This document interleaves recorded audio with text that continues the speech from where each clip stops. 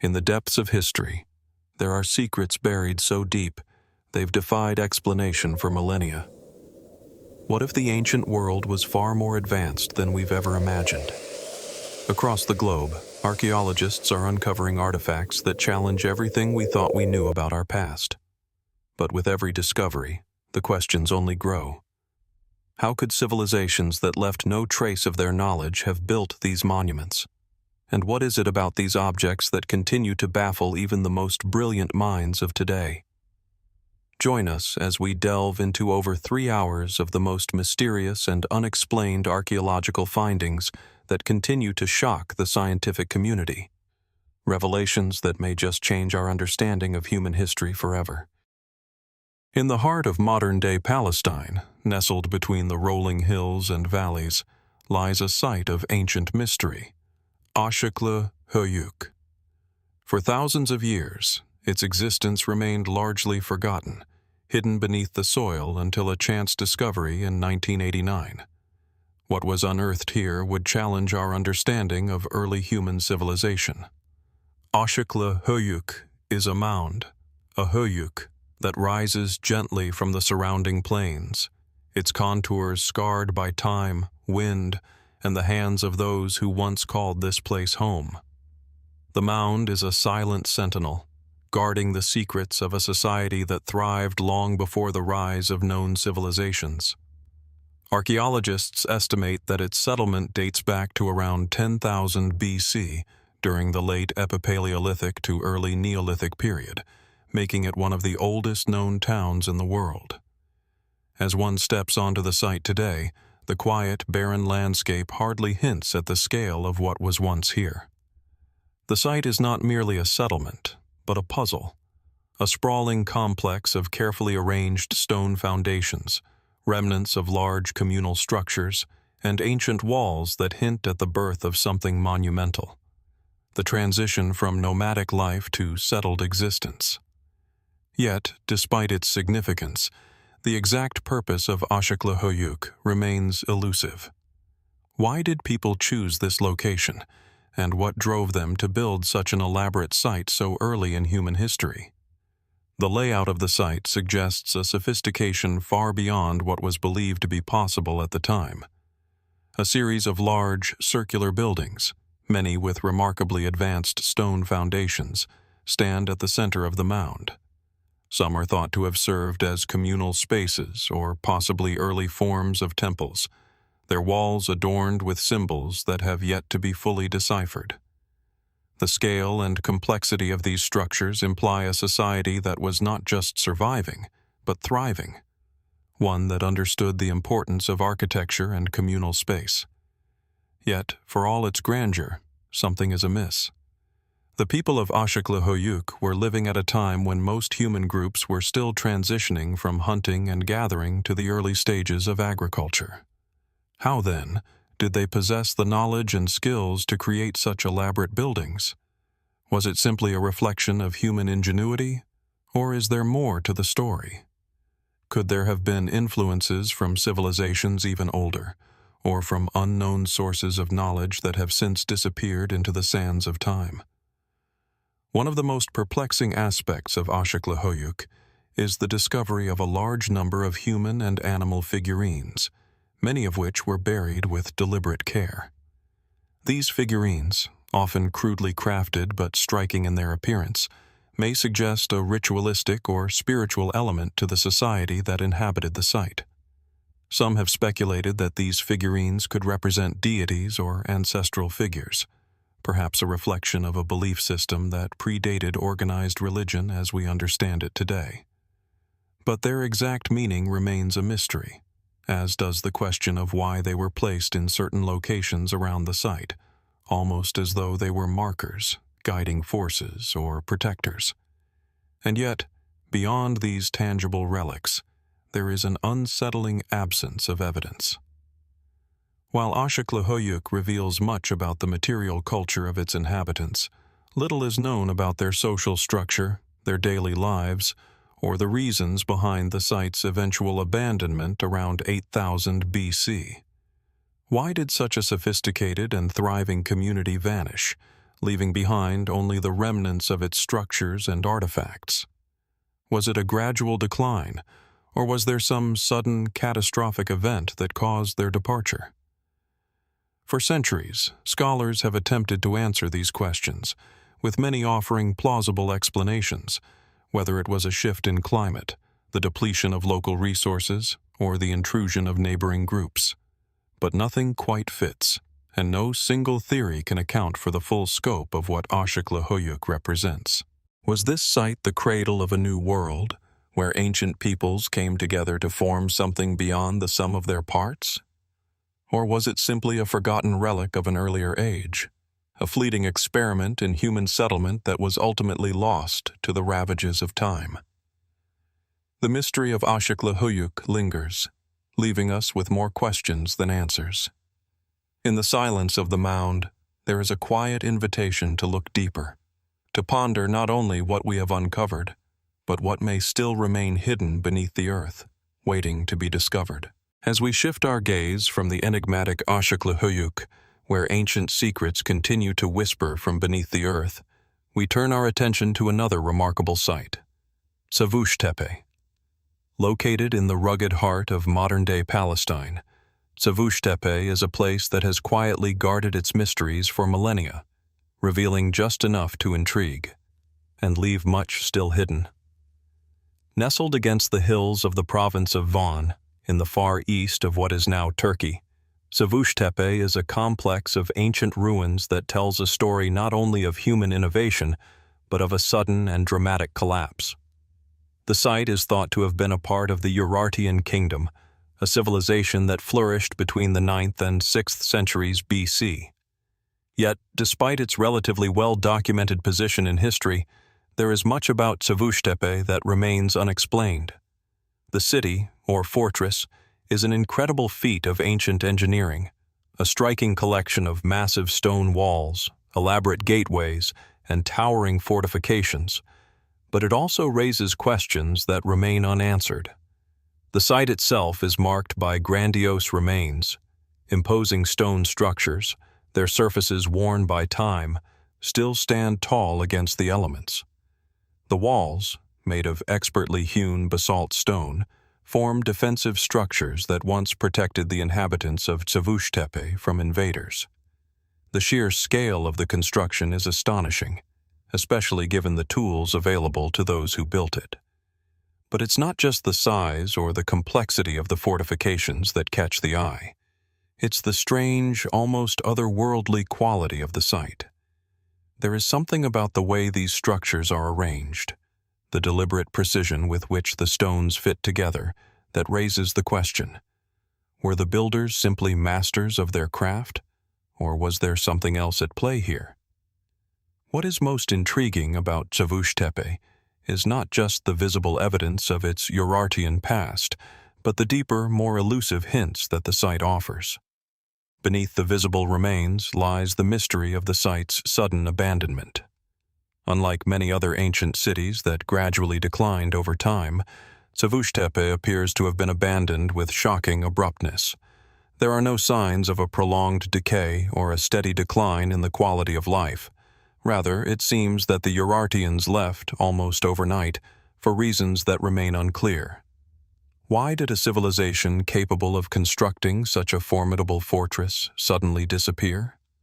What catastrophic event could have driven them to abandon such a strategically located and well-fortified stronghold? Some scholars suggest that the fall of Çavuştepe might have been linked to the larger collapse of the Urartian kingdom itself, a process that saw the kingdom lose much of its power and influence. The Urartians were known to have been embroiled in constant warfare with neighboring states, and it's possible that Çavuştepe's fall was a casualty of this. Yet, the mystery remains. While the fortress is heavily fortified, it shows no clear signs of violent destruction, such as the charred remains or collapsed structures one might expect from a siege or a military confrontation.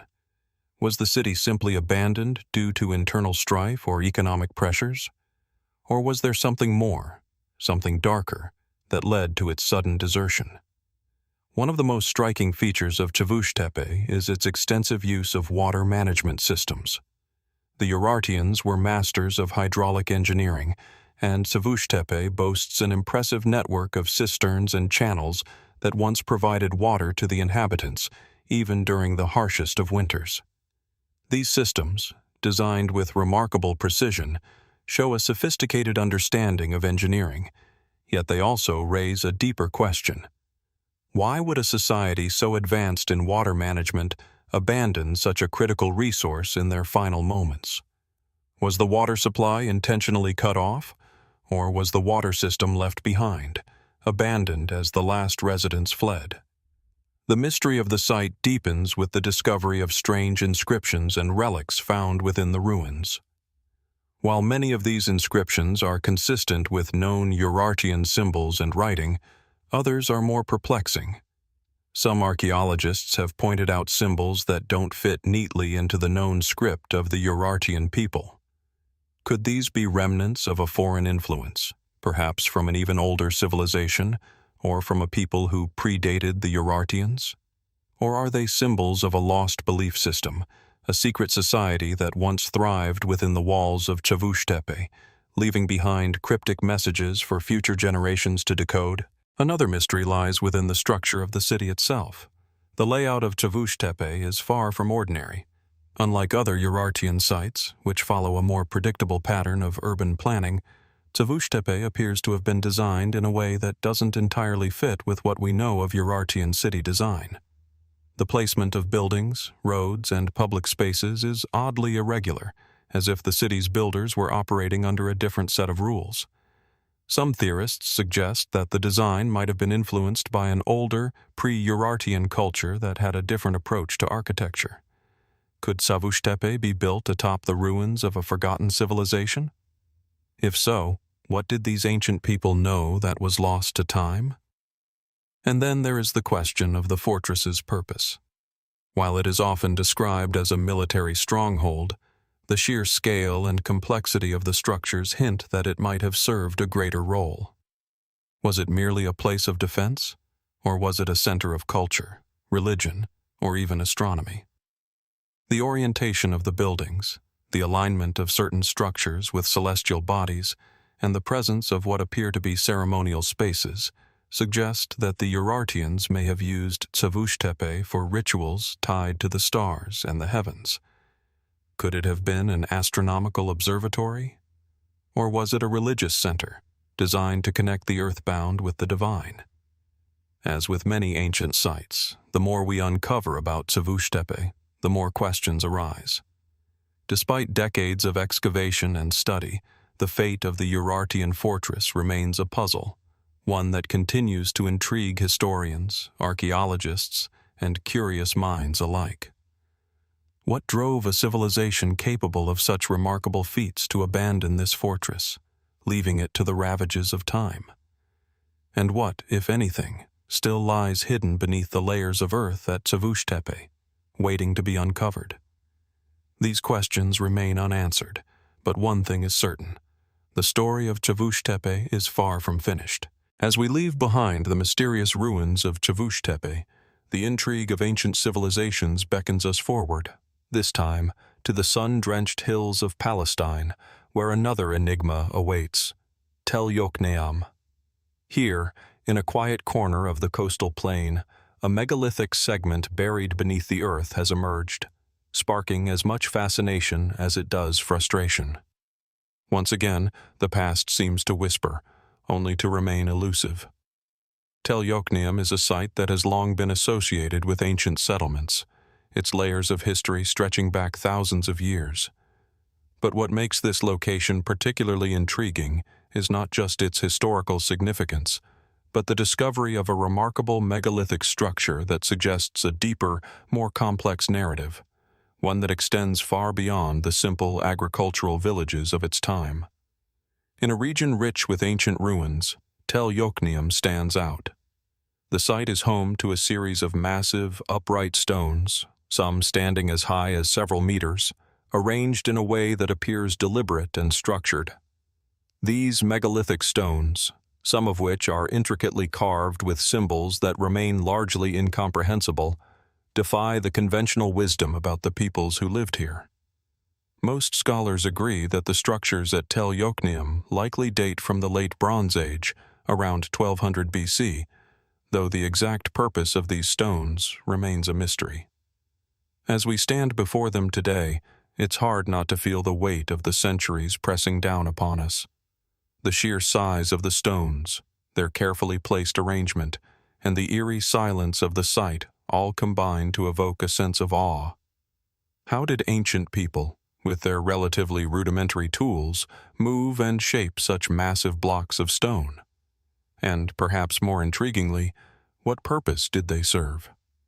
Mainstream theories suggest that these megalithic stones could have been part of a religious or ceremonial site, similar to the stone circles found in other ancient cultures around the world. Some have pointed to their possible connection to ancient astronomical practices. Perhaps these stones were used to mark celestial events, such as the solstices or equinoxes. In fact, the alignment of the stones seems to suggest a deliberate connection to the movement of the stars, the moon, and the sun. But is this the full extent of their significance, or are we missing something fundamental? As with many ancient sites, the more we learn, the more questions arise. The megaliths at Tel Yokneam don't quite fit the traditional patterns we expect from known cultures of the region. Most Bronze Age societies in Palestine were focused on agriculture, trade, and the construction of fortified cities, not the creation of massive megalithic structures. Yet here, nestled among the hills, we find evidence of a society that seemingly possessed the means and knowledge to construct something far more monumental. Theories abound. Some researchers have suggested that Tel Yokneam's megaliths were used as part of an early form of ancestor worship, or that they functioned as a sort of monument to a powerful ruling class. The carvings on the stones, though fragmented, appear to depict images of animals, people, and symbols whose meanings are difficult to decipher. Were these images meant to honor the gods or commemorate historical events? Or could they represent something more abstract, such as a code or system of knowledge lost to time? Yet even as the stones themselves offer glimpses into an ancient worldview, the site as a whole presents an even greater mystery. For all the attention Tel Yokneam has received from archaeologists, there is still a staggering amount that remains unknown. Excavations have uncovered only a small portion of what may be a much larger megalithic complex. Some theorists have suggested that what we see today is only the tip of the iceberg, with more megalithic structures buried deep beneath the surface. Could there be more hidden stones beneath the earth, waiting to be uncovered, each one offering a clue to the purpose and identity of the people who created them? One particularly perplexing feature of the site is the complete lack of any written records. In a region rich with inscriptions from neighboring civilizations, such as the Egyptians, the Canaanites, and the Phoenicians, why is there no evidence of a written language associated with Tel Yokneam? While the stones themselves are intricately carved, the absence of any identifiable script has led some to speculate that the people of Tel Yokneam may have operated within a completely different cultural paradigm, one that didn't rely on writing or traditional forms of record-keeping. Some have posited that this site could be much older than we think, possibly predating even the Bronze Age. If this is the case, then Tel Yokneam could represent the remnants of a much earlier civilization, one whose knowledge and cultural practices were lost over time. Could these people have had access to knowledge, perhaps even advanced knowledge, that we have yet to comprehend? Were they influenced by civilizations that predated them, or did they themselves influence others in ways we can't yet trace? The placement of the megaliths also raises intriguing questions about the people who built them. The location of the site, perched on a hilltop with sweeping views of the surrounding plains, suggests that the builders may have placed a great emphasis on visibility and prominence. Were these structures meant to be seen from afar, perhaps as beacons or symbols of power? Or were they intended for a more intimate ritualistic purpose, designed to be encountered up close by those who participated in sacred ceremonies?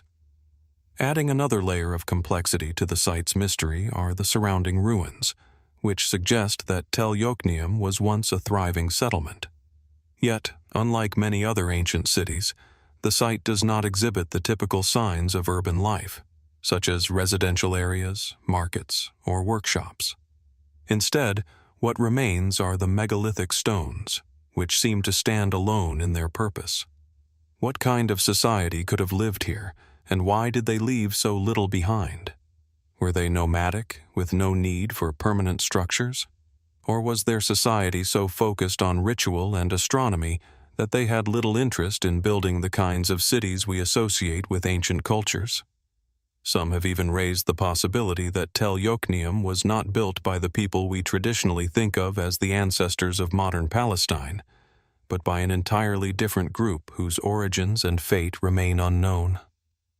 Could this site have been constructed by a lost civilization, one that left no trace in the historical records? Could the megaliths be evidence of a forgotten cultural lineage, one that passed down knowledge through symbols and stone instead of written language? For all the tantalizing clues that Yokneam offers, the true purpose of this megalithic segment remains hidden. What was the meaning behind the stones, and why were they constructed with such care and precision? Were they meant to honor the divine, to mark the seasons, or to serve a more practical purpose in the lives of the people who built them? And perhaps most intriguing of all, what might still lie buried beneath the earth, waiting to reveal more secrets to those patient enough to uncover them? As we leave this place, the questions linger, unanswered, as they have for thousands of years. And as the winds blow across the hills of Yokneam, the ancient stones stand silently, their purpose still a mystery, perhaps forever. As we leave behind the megalithic stones of Yokneam, our journey takes us across continents and centuries, back to the arid plains of ancient South America. Here, hidden within the vastness of the Peruvian desert, lies one of the most remarkable and mysterious archaeological discoveries of the ancient world: Caral. This ancient city, often referred to as the mother of all cities in the Americas, has intrigued archaeologists and historians alike, not only because of its age, but because of the startling implications it has on our understanding of ancient civilizations. Nestled in the Soup Valley, Caral sits quietly in a remote, almost inhospitable region, surrounded by barren desert and distant, towering mountains.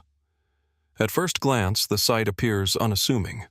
Low, unembellished mounds and a handful of stone structures protrude from the earth, their outlines softened by the centuries that have passed. Yet beneath the surface, Caral is a complex city, one that defies easy classification and challenges everything we thought we knew about the development of civilization in the Americas.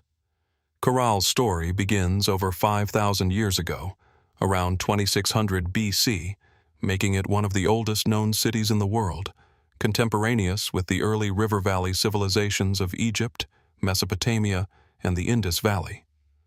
Unlike those societies, however, Caral was not built along a great river. Instead, it flourished in a dry, desert landscape where the people of this city learned to harness scarce resources in innovative ways. At the heart of Caral stands a series of massive pyramidal structures, their stone foundations laid with precision and care. These pyramids, along with an expansive plaza, suggest a highly organized society, one that was capable of monumental construction. The largest of these pyramids, the Pyramid Mayor, rises impressively from the flat terrain, its steps still visible despite the erosion of time. Surrounding the pyramids are smaller, more modest structures that appear to have served as residential quarters, workshops, and ceremonial spaces. It is the city's advanced architecture and urban planning that first capture the attention of modern archaeologists. Unlike other ancient sites, Caral was not a random collection of buildings. The layout reveals a sense of deliberate order and design. Wide, open spaces that seem to invite community gatherings, and structures that face specific directions, hinting at a possible astronomical or religious significance.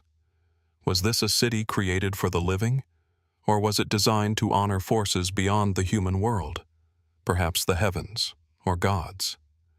Caral's architecture is only part of the mystery. The city's inhabitants, it seems, had mastered the art of sustainable agriculture in one of the most challenging environments imaginable.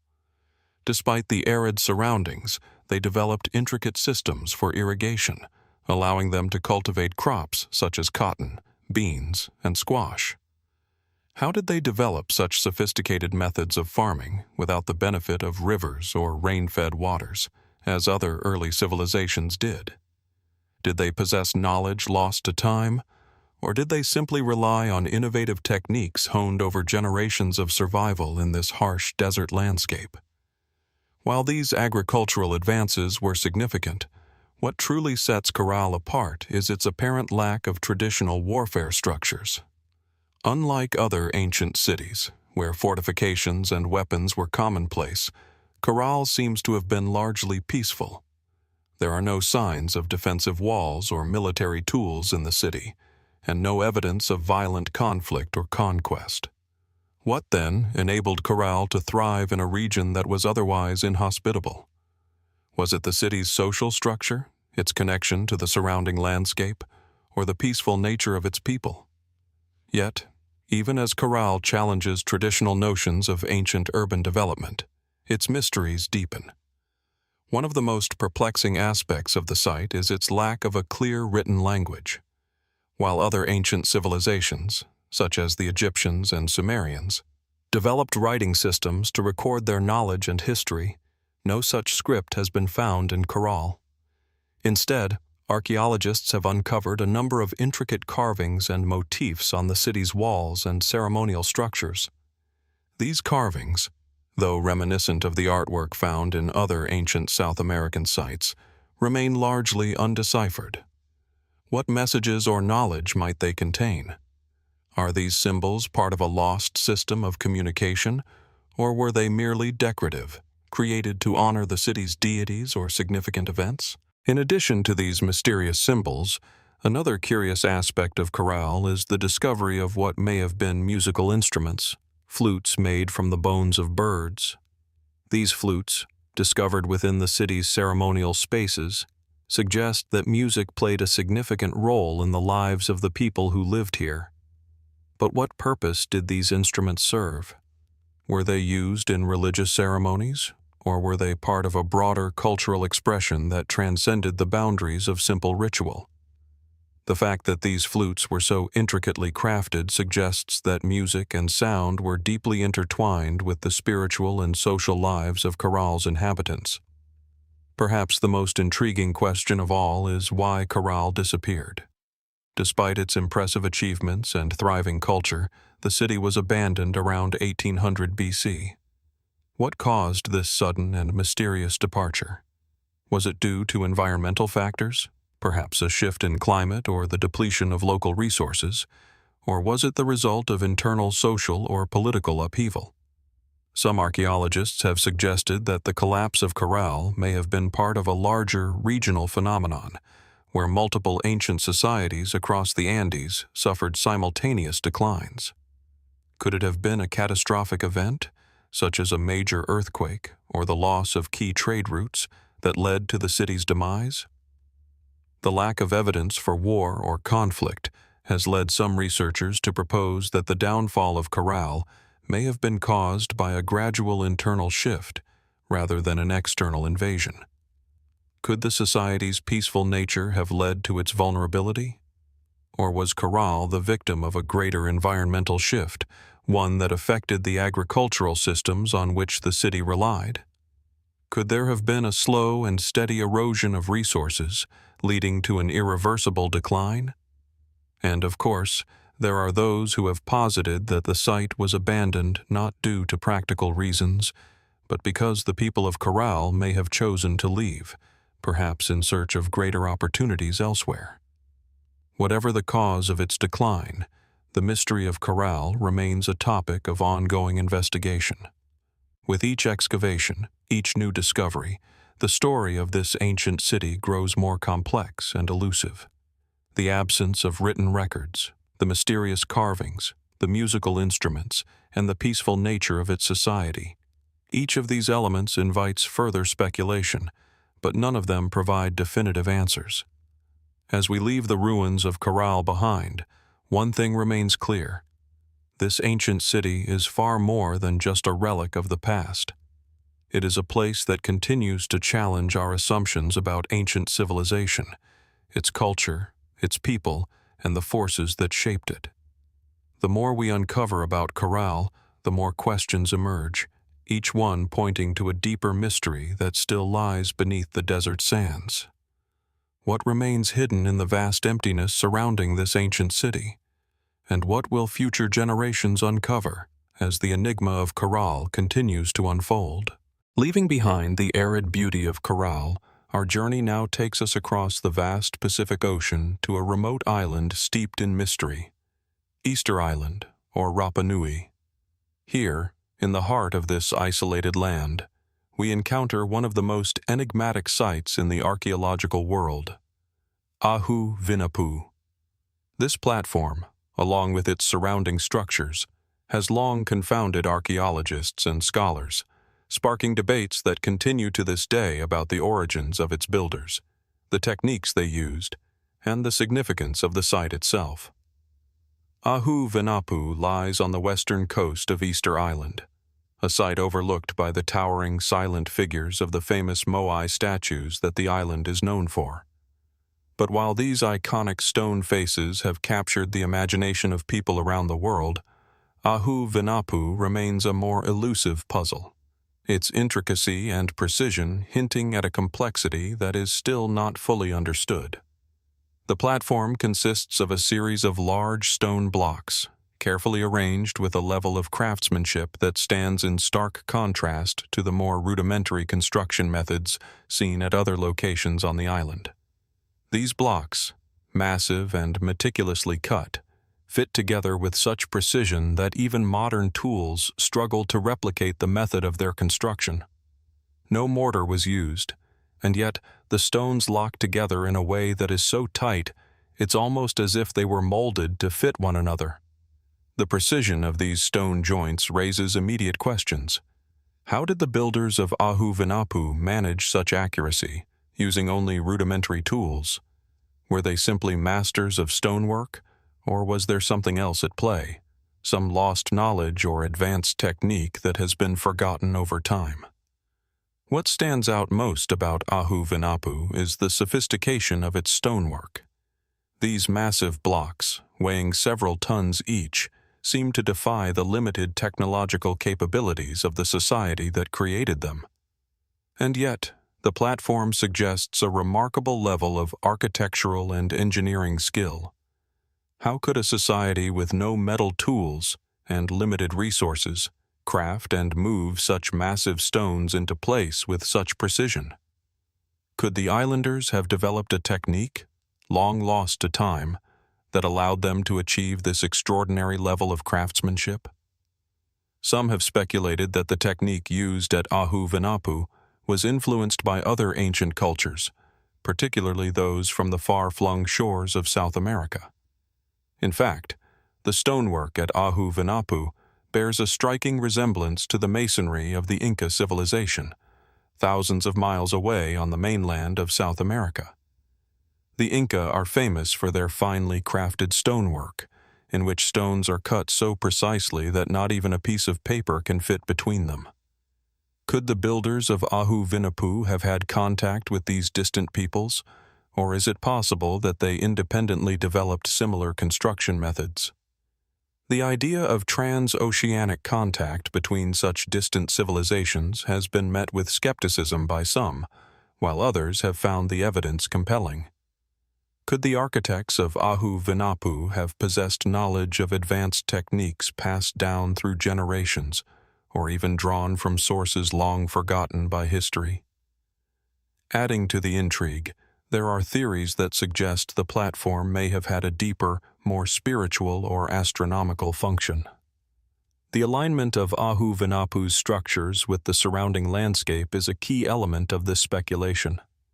The platform is positioned in such a way that it seems to have been intentionally aligned with certain celestial events, such as the rising and setting of the sun during key times of the year.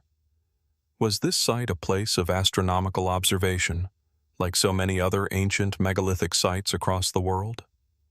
Did the builders of Ahu Vinapu understand celestial cycles in a way that we are only beginning to comprehend? Another question that has puzzled researchers is the purpose of the platform itself. While the Moai statues are often linked to the ancestral worship of the Rapa Nui people, Ahu Vinapu is different. Unlike other sites on the island, where the statues are positioned atop the platforms, the Moai at Ahu Vinapu have been toppled, their bodies scattered across the ground. What happened here? Was this site abandoned, or was it deliberately destroyed? Could there have been a social or religious upheaval that led to the defacement of these statues? Some scholars believe that the destruction of the Moai on Ahu Vinapu may have been the result of internal conflict among the Rapa Nui people, possibly linked to the island's environmental collapse or the arrival of outside forces. However, others have speculated that the destruction was symbolic, perhaps a ritual act tied to the shifting beliefs or power struggles on the island. Despite decades of research and excavation, the true function and meaning of Ahu Vinapu remain elusive. The platform is one of many on Easter Island, but its unique stonework and mysterious alignment set it apart. Was it a ceremonial site, a place of worship, or perhaps a location for important political or social gatherings? The lack of clear evidence for any of these theories only deepens the mystery. In addition to its architectural features, Ahu Vinapu is also home to a series of enigmatic carvings, intricate and abstract symbols etched into the stones themselves. These carvings, some of which resemble faces or figures, have led to speculation about the spiritual or religious significance of the platform. Could these symbols be a form of writing, a coded language that has yet to be deciphered? Or were they merely decorative motifs, expressing the cultural beliefs of a society whose understanding of the world was fundamentally different from our own? What is certain is that these carvings have an air of mystery about them, and their meaning remains elusive. Could they hold the key to understanding the true purpose of Ahu Vinapu, or will they remain an enigma, like so many other symbols of ancient civilizations?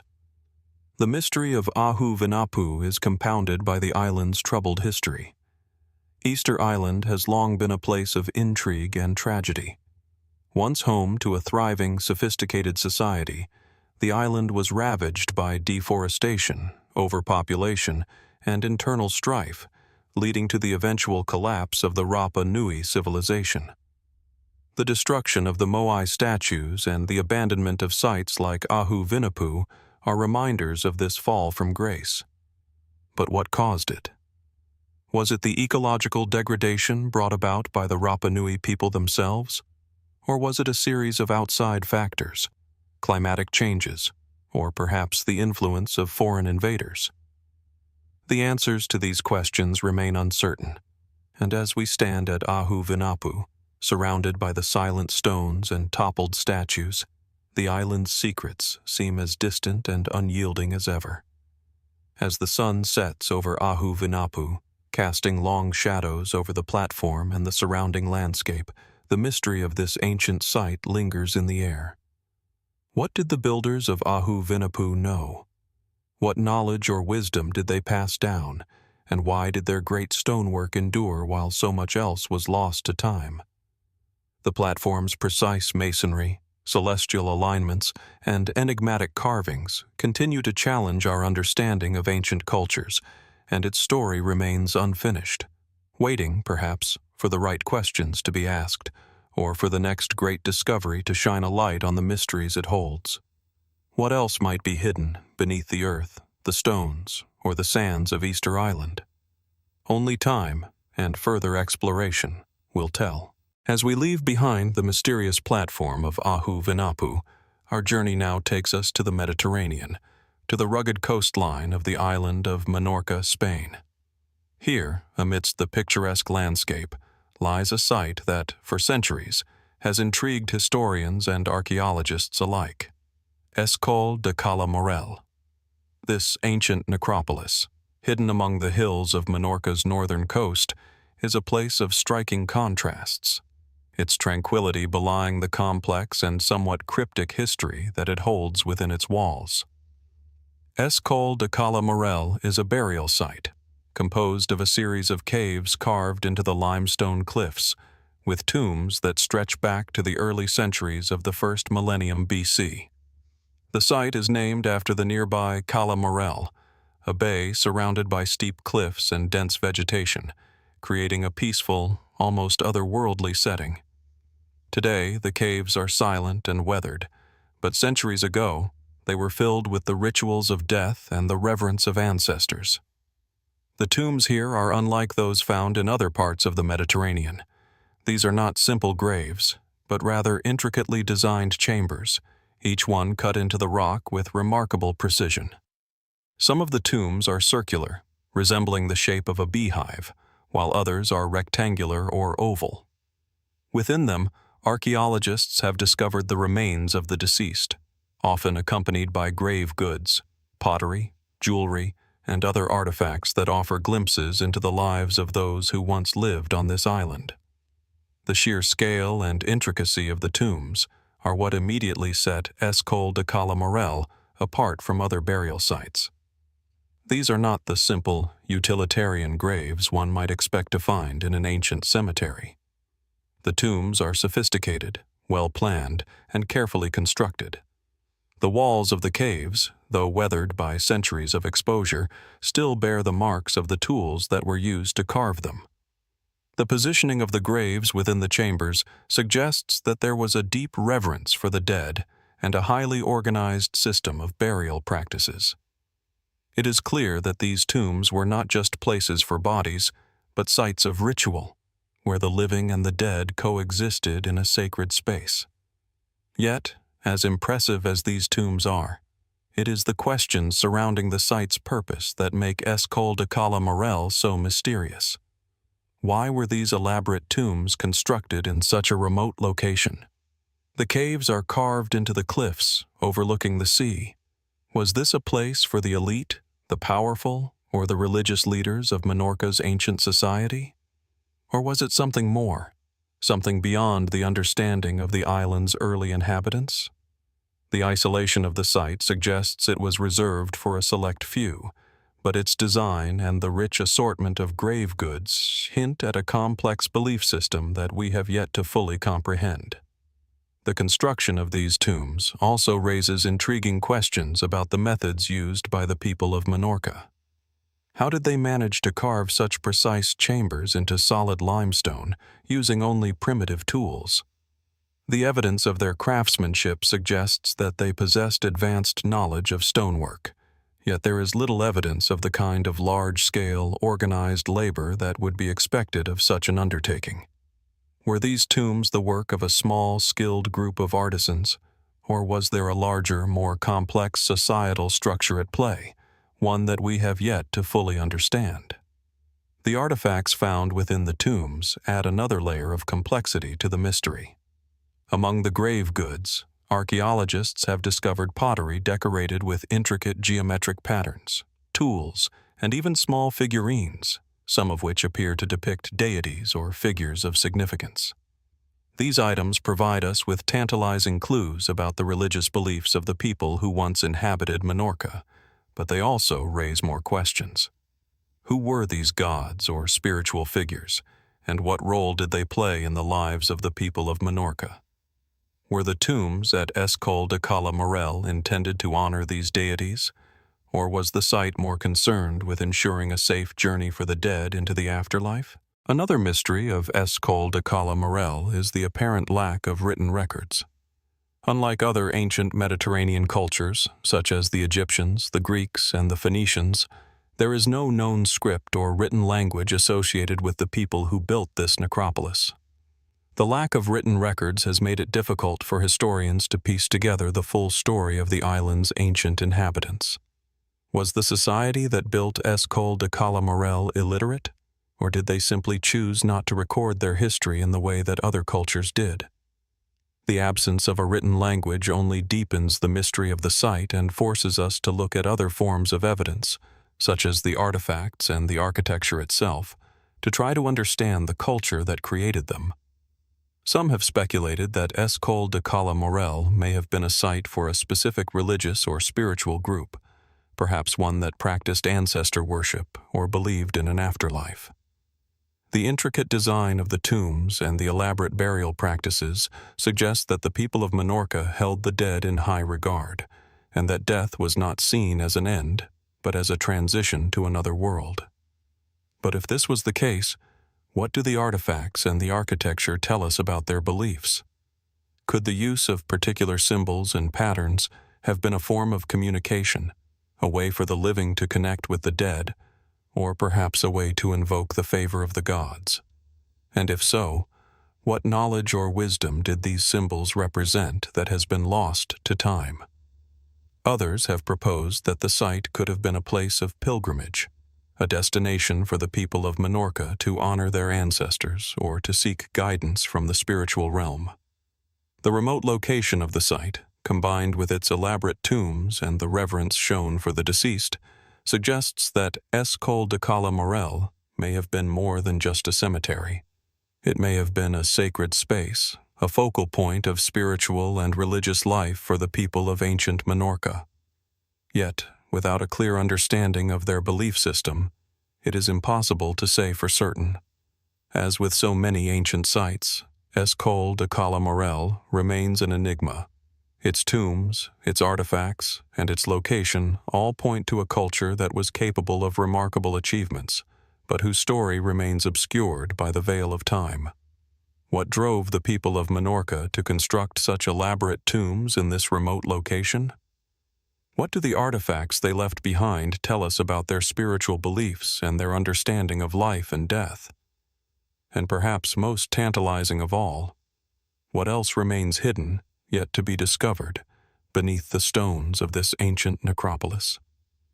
As the sun sets over the cliffs of Cala Morell, casting long shadows over the ancient tombs, we are left with more questions than answers. What remains to be uncovered about the culture that built this mysterious necropolis? And will future generations ever be able to piece together the forgotten history of Coll de Cala Morell, or will it remain one of the many unsolved mysteries of the ancient world? Leaving behind the haunting caves of Coll de Cala Morell, we now turn our attention to a site on the opposite edge of the Mediterranean, a place where ancient stones rise above the tranquil landscape of Malta. This island, rich in layers of history, hides within its earth one of the most enigmatic settlements of the prehistoric world, Borġ in-Nadur. Nestled on a hill overlooking the shimmering waters of the Mediterranean Sea, this ancient fortified site offers a glimpse into a civilization long forgotten, but whose mysteries continue to beckon archaeologists and historians alike. Borġ in-Nadur is not just another archaeological site. It is a window into a past that is as puzzling as it is fascinating. The site's location, perched atop a high ridge, gives it an air of quiet dominance, as though the people who built it had an intimate connection to the land and the sea. The views from the site are expansive, offering a panoramic look at the surrounding coastline and the distant horizon, which no doubt played an integral role in the lives of those who lived here thousands of years ago. The structures at Borġ in-Nadur are unlike many of the ancient buildings we are accustomed to seeing.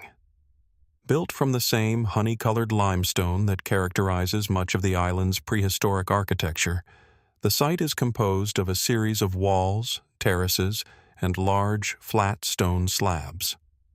These elements form a complex arrangement of chambers and open spaces, suggesting that Borġ in-Nadur was not just a settlement, but also a defensive stronghold.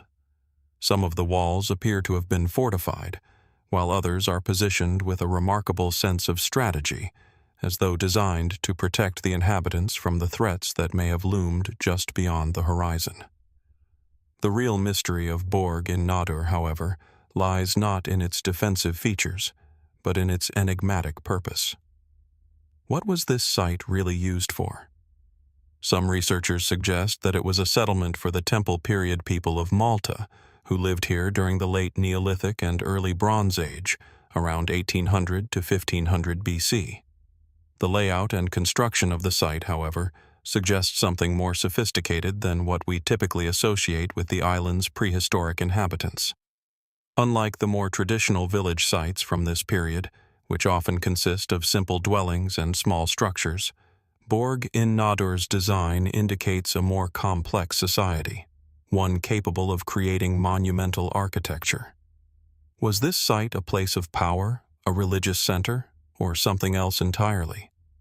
Perhaps most striking of all are the mysterious structures found at Borg in-Nadur. Among the stone walls and chambers, archaeologists have uncovered large rectangular platforms and sunken areas, which seem to have served a specific function. Some believe these platforms were used for rituals, possibly tied to celestial observations or agricultural cycles.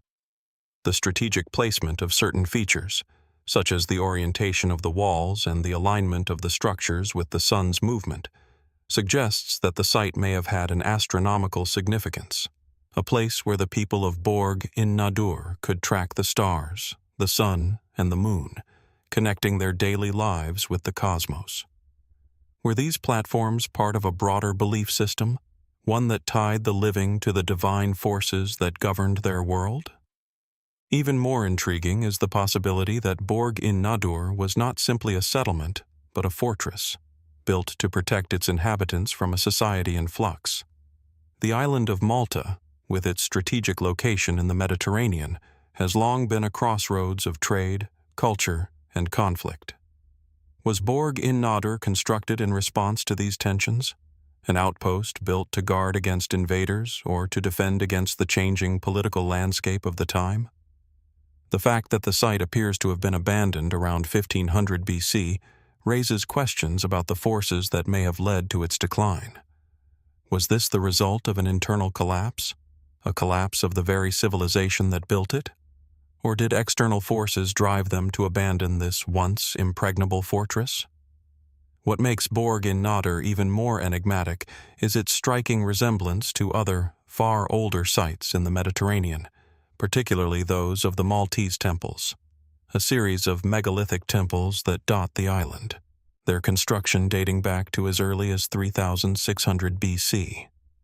These temples, like the ones at Borg in-Nadur, are constructed with massive, precisely cut stones, indicating a level of craftsmanship and engineering that seems out of place for a society that, by conventional understanding, should have been in the early stages of its technological development. How did these prehistoric builders, lacking metal tools, manage to carve and transport these heavy stones? Were they employing techniques lost to history? Or was there an even deeper level of knowledge at play, something that has yet to be uncovered? The connection between Borg in-Nadur and the Maltese temple complex is one of the most compelling aspects of the site. Both share similar architectural features, particularly in their use of large, flat stone slabs, which were expertly shaped to fit together with remarkable precision. Some have even suggested that Borg in-Nadur may have had a similar religious or ceremonial function, akin to the temples scattered across the island. Could this site have been part of a larger network of sacred locations that were designed to maintain the balance between the natural world and the divine? Or, perhaps, was it a political and spiritual hub where rulers and priests gathered to perform ceremonies that cemented their power? As archaeologists continue to dig at Borg in-Nadur, they continue to uncover new evidence, adding to the already complex picture of this ancient site.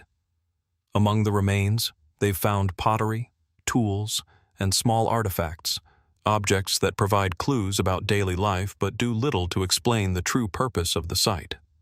Could these relics have been offerings to the gods, or were they simply everyday items discarded over time? The mystery only deepens with each new discovery. And yet, despite these tantalizing glimpses into the past, much of the site's purpose remains hidden, locked behind the veil of time. The lack of definitive answers has only fueled speculation about the identity and purpose of the people who built Borg in-Nadur. Were they part of a larger, unknown civilization that spanned across the Mediterranean, leaving behind only a scattered trail of ancient sites? Or was this an isolated, unique culture that thrived on the island before fading into obscurity? And why did they abandon the site? Was it due to environmental changes, internal collapse, or a cataclysmic event?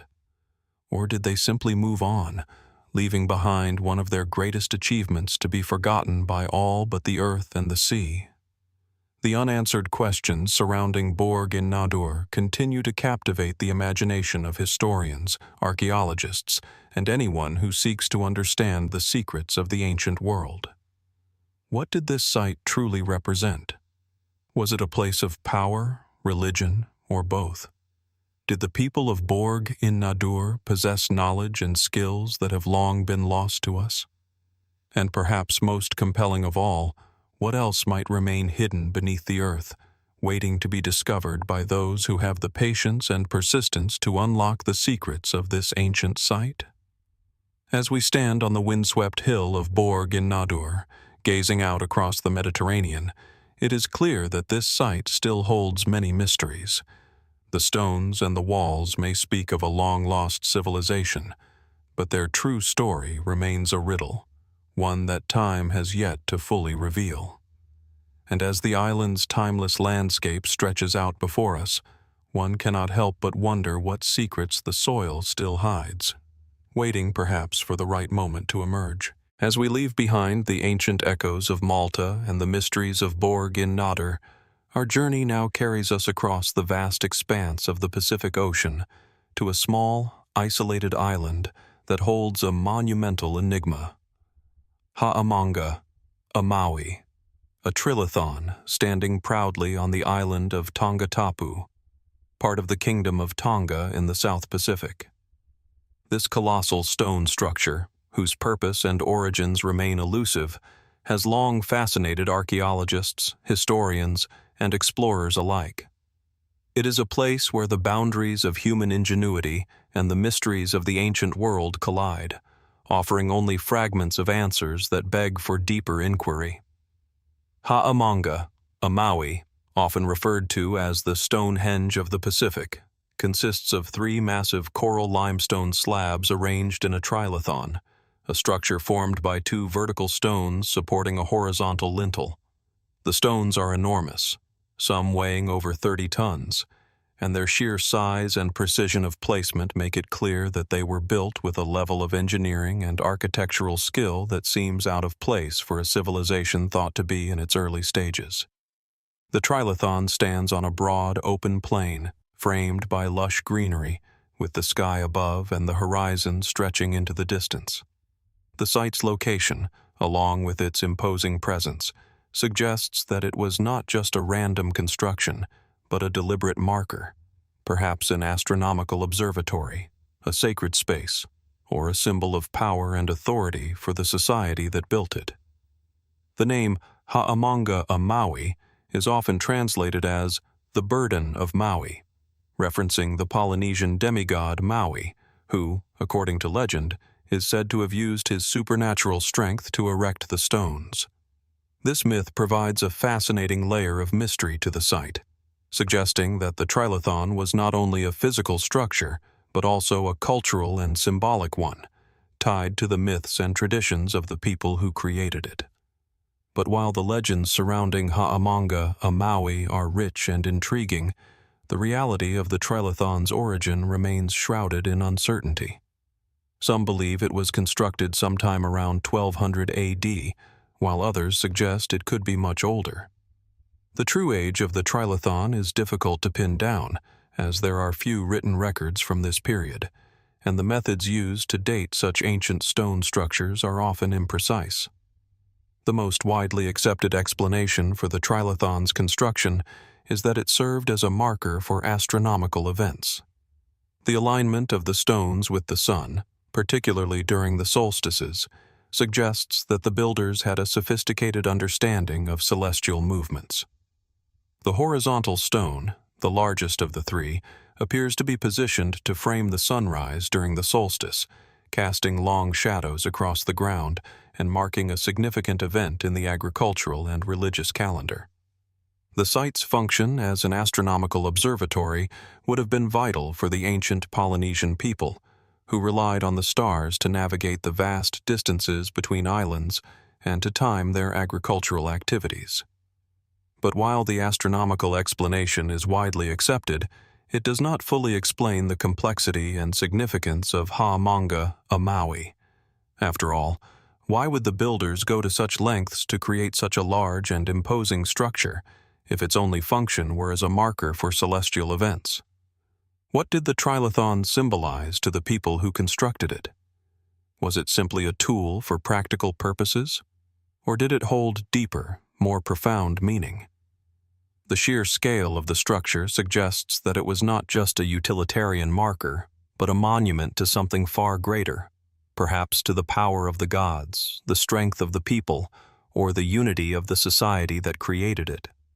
Moreover, the stones themselves, carved from coral limestone, pose an additional mystery.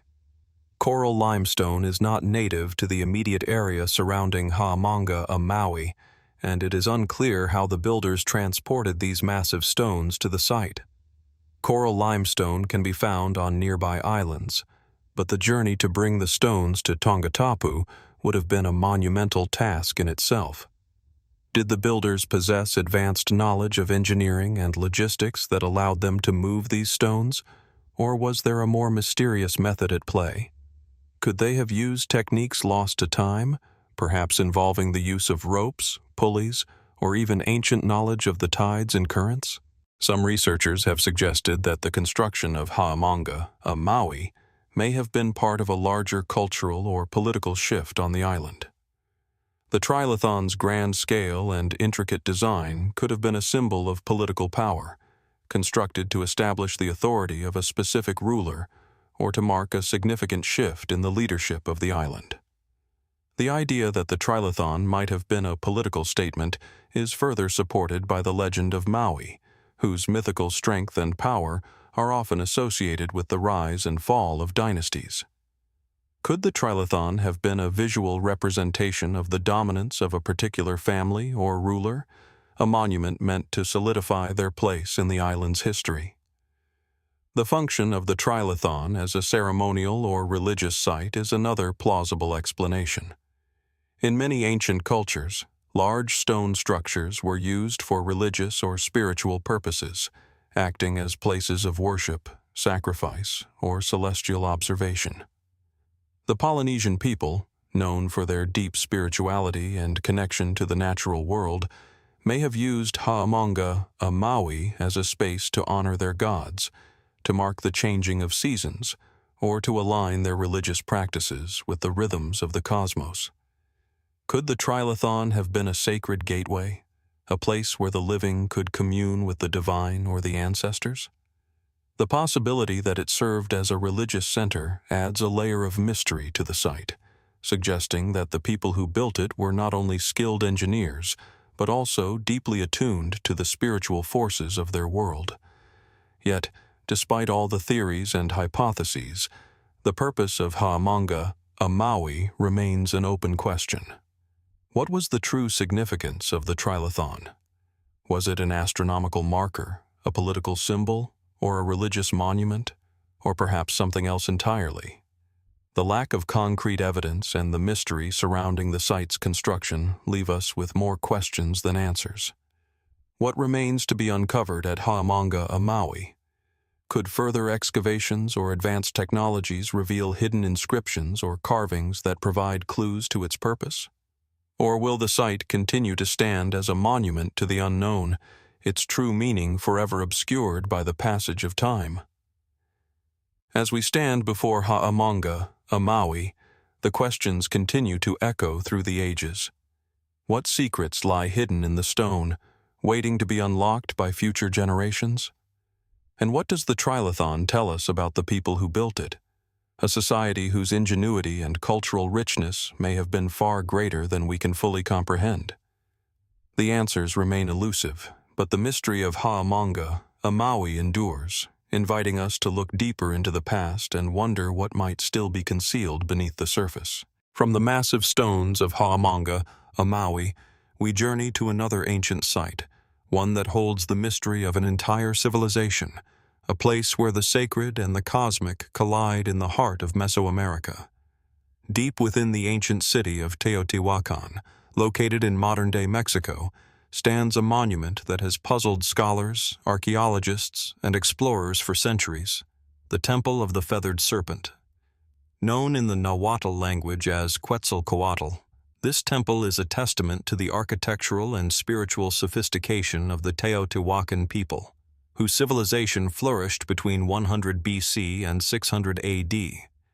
And yet, despite the impressive scale and grandeur of the structure, its true purpose remains an enigma, locked in the intricate designs and symbolism that adorn its walls.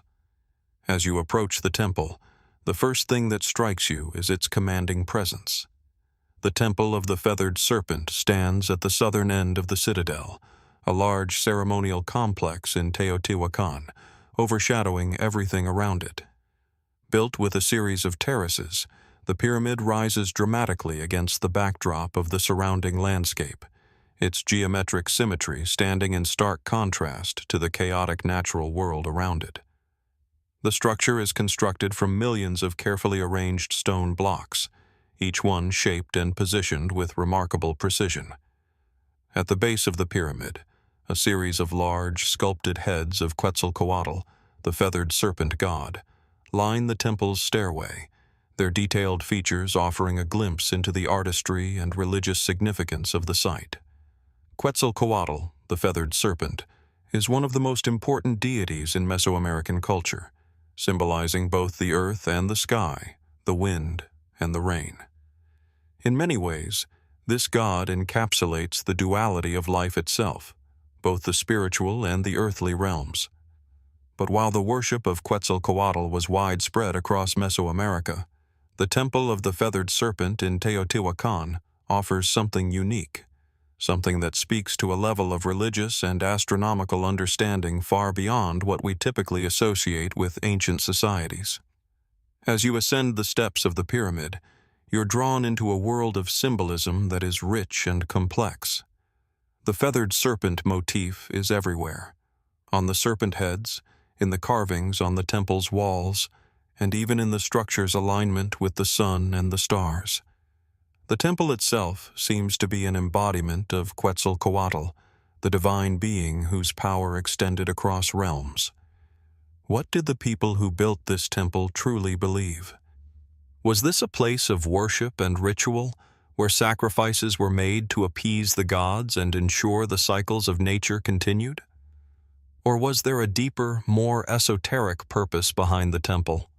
Something that connected the terrestrial with the cosmic in ways that we are only beginning to understand? One of the most intriguing aspects of the Temple of the Feathered Serpent is the series of burials discovered at its base. In 2003, a group of archaeologists uncovered a remarkable cache of remains beneath the pyramid, including the skeletons of 18 individuals, along with offerings such as jewelry, pottery, and shells. The remains appear to be those of high-ranking individuals, possibly even sacrificed priests or warriors, and their graves suggest that this site held tremendous ceremonial importance. Some of the burials were accompanied by vibrant murals depicting scenes of warriors and gods, reinforcing the idea that the temple was more than just an architectural wonder. It was a sacred place, reserved for the highest echelons of society.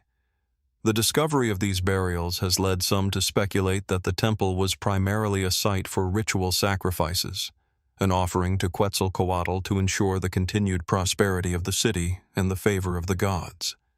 Yet, there are others who argue that the sacrifice theory may be overly simplistic.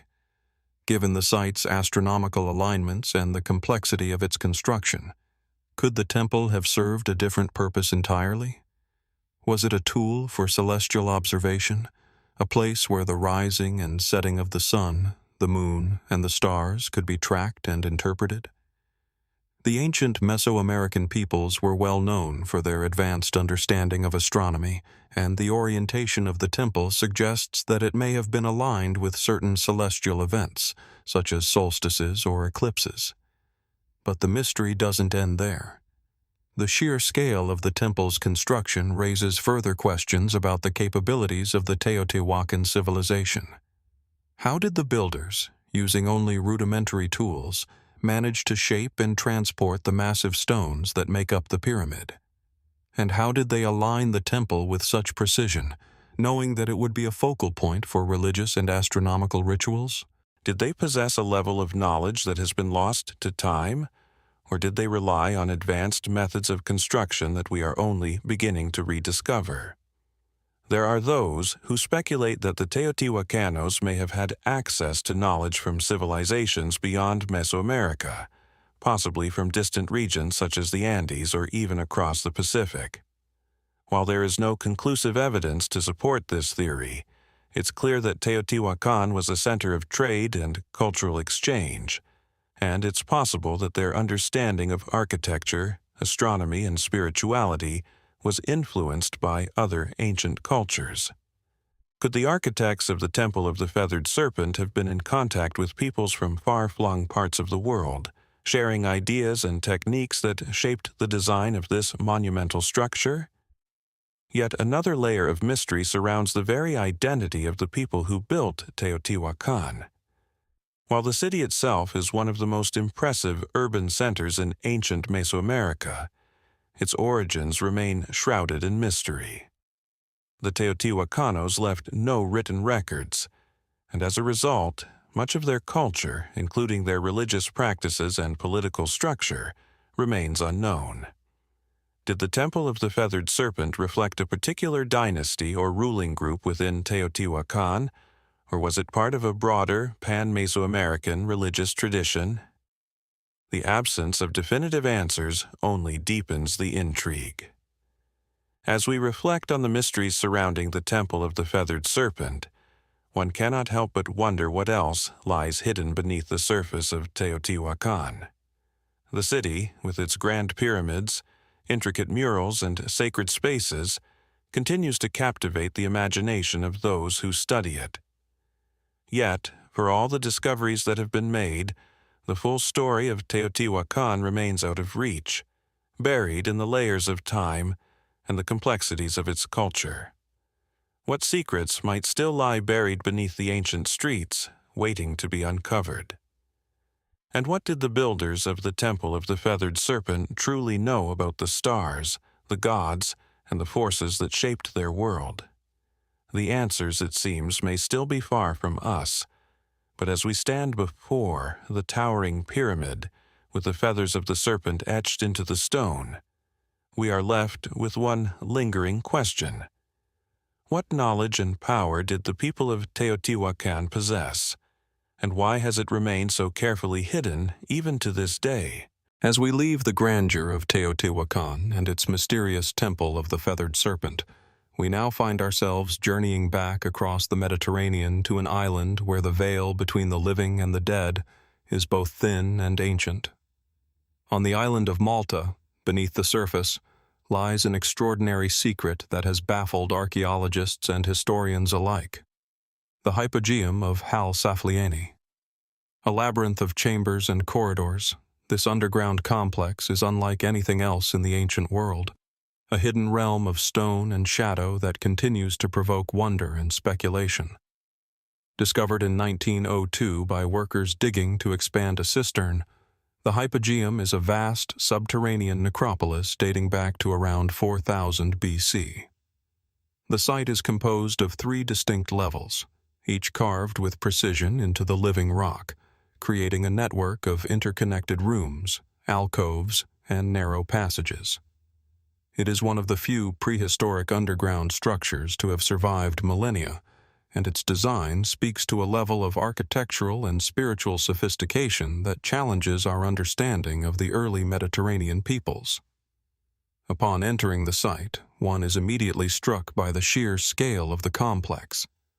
The walls are adorned with intricate carvings and painted motifs, some resembling spirals and geometric patterns, others evoking symbols that remain unexplained. The air is thick with the weight of history, and the stillness of the chambers amplifies the sense of mystery that pervades the entire site. The most remarkable feature of the Hypogeum is not just its size or intricate design, but its function. Archaeologists believe it was primarily used as a burial site, a place where the dead were interred in mass graves, some of them accompanied by burial goods such as pottery, jewelry, and figurines.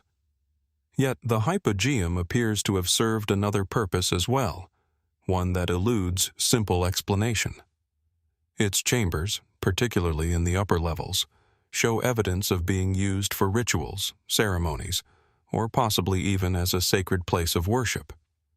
The carvings and painted motifs on the walls of the Hypogeum suggest that it was a site of deep spiritual significance, perhaps even a center of cultic practices. But why build such an elaborate structure underground? The very idea of constructing a sprawling subterranean complex filled with finely crafted chambers and passageways speaks to a culture with a sophisticated understanding of both the material and spiritual world. Was the Hypogeum merely a practical place to bury the dead, or did it serve as a symbolic bridge between the living and the divine? Was this dark, echoing labyrinth designed to connect the people of Malta with their gods or ancestors in ways we cannot fully comprehend today? One of the most perplexing features of the Hypogeum is the so-called oracle room, located on the second level of the site. In this chamber, the acoustics are uncanny. A person standing in one part of the room will experience a deep, resonant echo, amplifying their voice in a way that seems unnatural for a structure carved into stone. Some researchers have speculated that the room's design was intentional, created to amplify sound and possibly used in rituals or ceremonies. The idea that sound played a role in the spiritual practices of the Hypogeum is supported by the discovery of human figurines and small statues that appear to be part of a larger ritualistic context. These figures, many of which depict women, are believed to represent fertility deities or the divine feminine, adding yet another layer of intrigue to the site's possible religious or spiritual significance. Yet the true purpose of the oracle room and the Hypogeum as a whole remains unclear. Was it a site for prophecy, where the voices of the dead or the gods were meant to resonate in the ear of the living? Or was it a space designed to induce altered states of consciousness, using the acoustics to guide those who entered into a trance-like state?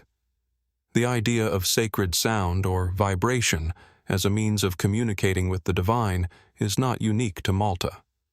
Across the ancient world, cultures from Egypt to Mesopotamia to Mesoamerica used sound and resonance in their temples, tombs, and sacred spaces. Was the Hypogeum a reflection of these broader traditions, or was it something entirely distinct? As if to deepen the mystery, the site also contains evidence that points to its eventual abandonment and disuse. Around 2500 BC, the Hypogeum seems to have been deliberately sealed off, with the chambers filled in and the site left to fall into relative obscurity. What caused the people of Malta to abandon such an important and mysterious site? Was there a sudden shift in religious or cultural practices that rendered the Hypogeum obsolete? Or was there a more catastrophic event, a societal collapse, a plague, or some form of external invasion that led to its closure? The fact that the Hypogeum was sealed so deliberately suggests that it held some kind of significance for those who left it behind. Was it a burial place that had fulfilled its purpose, or was it a site of spiritual power that was hidden away from future generations? In addition to the intricate carvings and symbolism, one of the most compelling aspects of the Hypogeum is its sheer scale and complexity. How did the people of Malta, without the benefit of advanced tools or machinery, manage to carve out such a vast and intricate underground complex? The walls are smooth and even, the passageways narrow yet precise. Some of the chambers are large enough to have held numerous individuals, and the layout of the site appears to have been carefully planned. How was this done without the benefit of written records or blueprints? Did the builders possess some kind of advanced knowledge, or were they following architectural principles that were passed down through generations, understood only by the highest members of society? There are, of course, numerous theories about the origin and purpose of the Hypogeum. Some researchers have suggested that it was a temple dedicated to an earth goddess, while others believe it served as an ancestral tomb or a place for royal burials. Still, others have proposed that it was a center of astronomical observation, aligned with the stars or celestial bodies in ways that would have been understood by the ancient people of Malta. The fact that the site is underground only adds to the mystery. Was it a deliberate choice to carve into the earth, as if to draw closer to the underworld? Or was it simply a pragmatic choice, dictated by the natural geography of the island? The site's eventual rediscovery in the early 20th century sparked a flurry of excavation and research. But even now, over a century later, the Hypogeum's mysteries remain largely unsolved. What did the people of Malta hope to achieve by building such a monumental underground site? Was it a place of divine power, a tomb for the dead, or a sanctuary for rituals that connected the people to the spiritual world? The significance of the Hypogeum is still debated, but one thing is clear. It is a place of profound mystery and cultural importance. As we leave the shadowy corridors of the Hypogeum behind, we are left with more questions than answers. What secrets are still hidden beneath the stone, waiting to be uncovered? Could further research and technological advances reveal the true purpose of this ancient site? Or will the Hypogeum remain a testament to the enigmatic beliefs and practices of a long-lost civilization? The answers remain elusive, but the mystery continues to beckon, inviting us to dig deeper into the past and explore the boundaries of human knowledge and spirituality. As we leave behind the deep underground chambers of the Hypogeum, we now travel to the distant hills of the Caucasus, where another enigma lies in wait: Shaori Fortress, a site that carries the weight of mystery, lost civilizations, and untold histories. This ancient structure, perched atop a high ridge in the Svaneti region of Georgia, seems to guard the passage of time itself, its stones whispering stories of a bygone era. What purpose did it serve, and why does it stand shrouded in so many unanswered questions? The fortress of Shaori is striking in its isolation. Built into the harsh, rugged mountains of the Georgian highlands, its weathered stone walls rise against the backdrop of towering peaks and deep valleys. From a distance, it seems almost otherworldly, a monument to human resilience, carved from the very earth it seeks to protect. As you approach the site, you can't help but feel the weight of history pressing in. The air is thin, the winds fierce, and the silence is almost palpable, as if the land itself is holding its breath. The fortress is believed to have been constructed in the 9th to 10th century AD, during a time of great political and social change in the region. The ancient kingdom of Colchis, renowned for its wealth and connection to the legendary story of Jason and the Argonauts, had long since passed, but the mountains of Svaneti still held sway as an important stronghold. Shaori, situated near the town of Mestia, seems to have been part of a network of defensive fortresses built to protect the people and resources of the area from invaders.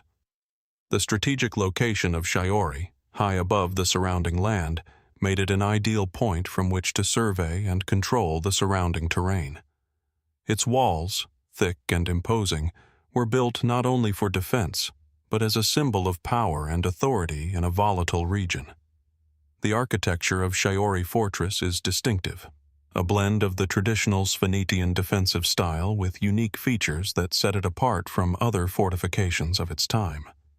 The construction is characterized by large, unshaped stones, carefully stacked without mortar, forming walls that seem to rise organically from the rocky mountainside. Some of the towers and watch points are constructed in a way that appears almost alien, their narrow windows providing just enough visibility to spot enemies from miles away. Yet, despite the fortress's obvious military function, there are elements that suggest it may have also served another purpose, something more mysterious. Inside the fortress, there is evidence that it may have been a center for more than just defense. Some of the rooms within the complex contain elaborate stone carvings and symbols, motifs that do not appear to be strictly functional. These carvings are unlike typical military symbols, instead resembling the type of iconography associated with religious or ritualistic spaces. The question then arises, was Shaori simply a military fortress, or could it have been a place of spiritual significance? Could the carvings represent the beliefs of the people who built the structure, perhaps linked to the ancient deities of the region or an unknown cult? The absence of definitive answers leaves room for speculation. Adding to the intrigue is the fact that very little is known about the people who lived in or around Shaori. While it is clear that the fortress was used for defense during a tumultuous period, there is a significant gap in historical records regarding the exact identity of the inhabitants. The region of Svaneti was known for its insularity, with its people often remaining separate from the more prominent kingdoms and empires of the time. Could the fortress have been constructed by a group of people whose existence has been largely forgotten by history? Or were they part of a larger political entity whose records have simply not survived the passage of time?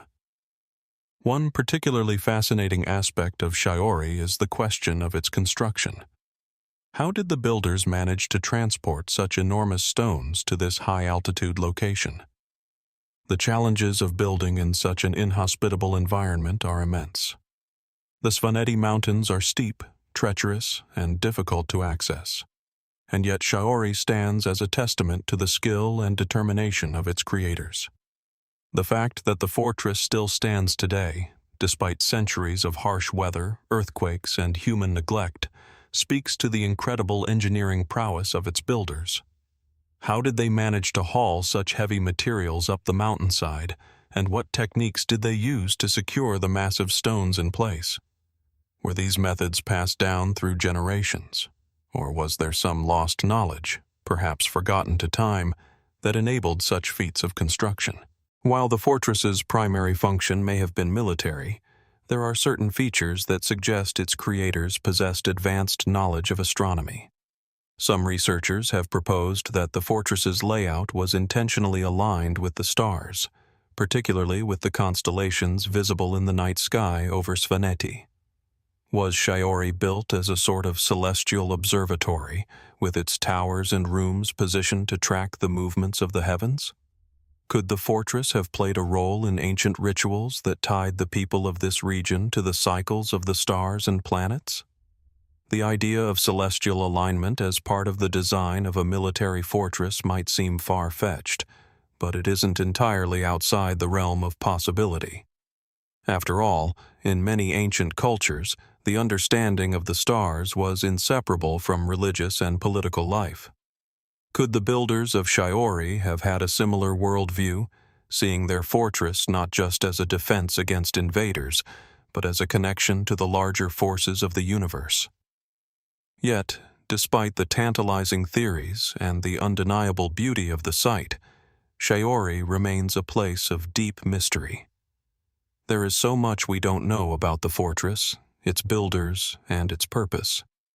What was the true reason behind the intricate carvings and symbols within its walls? Was Shaori a place of worship as much as it was a stronghold? What happened to the people who constructed and inhabited the fortress, and why did they eventually abandon it? Was Shaori merely a product of its time, or does it hold within its stone walls secrets that may shed light on a civilization or belief system long lost to history? The most perplexing question of all may be whether Shaori was part of a larger cultural network, tied to the ancient kingdoms and empires of the region, or if it was a unique creation of a small, isolated people whose customs and traditions have vanished into the mist of time. The isolation of the Svaneti region has long contributed to the mystery of its history, and Shaori Fortress stands as one of the few remaining markers of a time when the mountains themselves were a barrier to the outside world. What, then, does this fortress represent? Is it simply a military outpost, or is it a key to understanding a deeper, more complex history, one that may have been buried for centuries, waiting for us to uncover it? As we look out over the fortress, the steep ridges of the Svaneti Mountains seem to close in, as if guarding their secrets. What might still lie hidden in the stone, beyond the reach of modern exploration? What other ancient sites, forgotten or unexplored, await discovery in this remote and mysterious region? The answers, it seems, are still lost to time, but the search for them continues. As we leave behind the high ridges of Shaori Fortress, where the ancient past seems frozen in the mountain's shadow, we now find ourselves stepping back into the warm, dry landscape of the Mediterranean.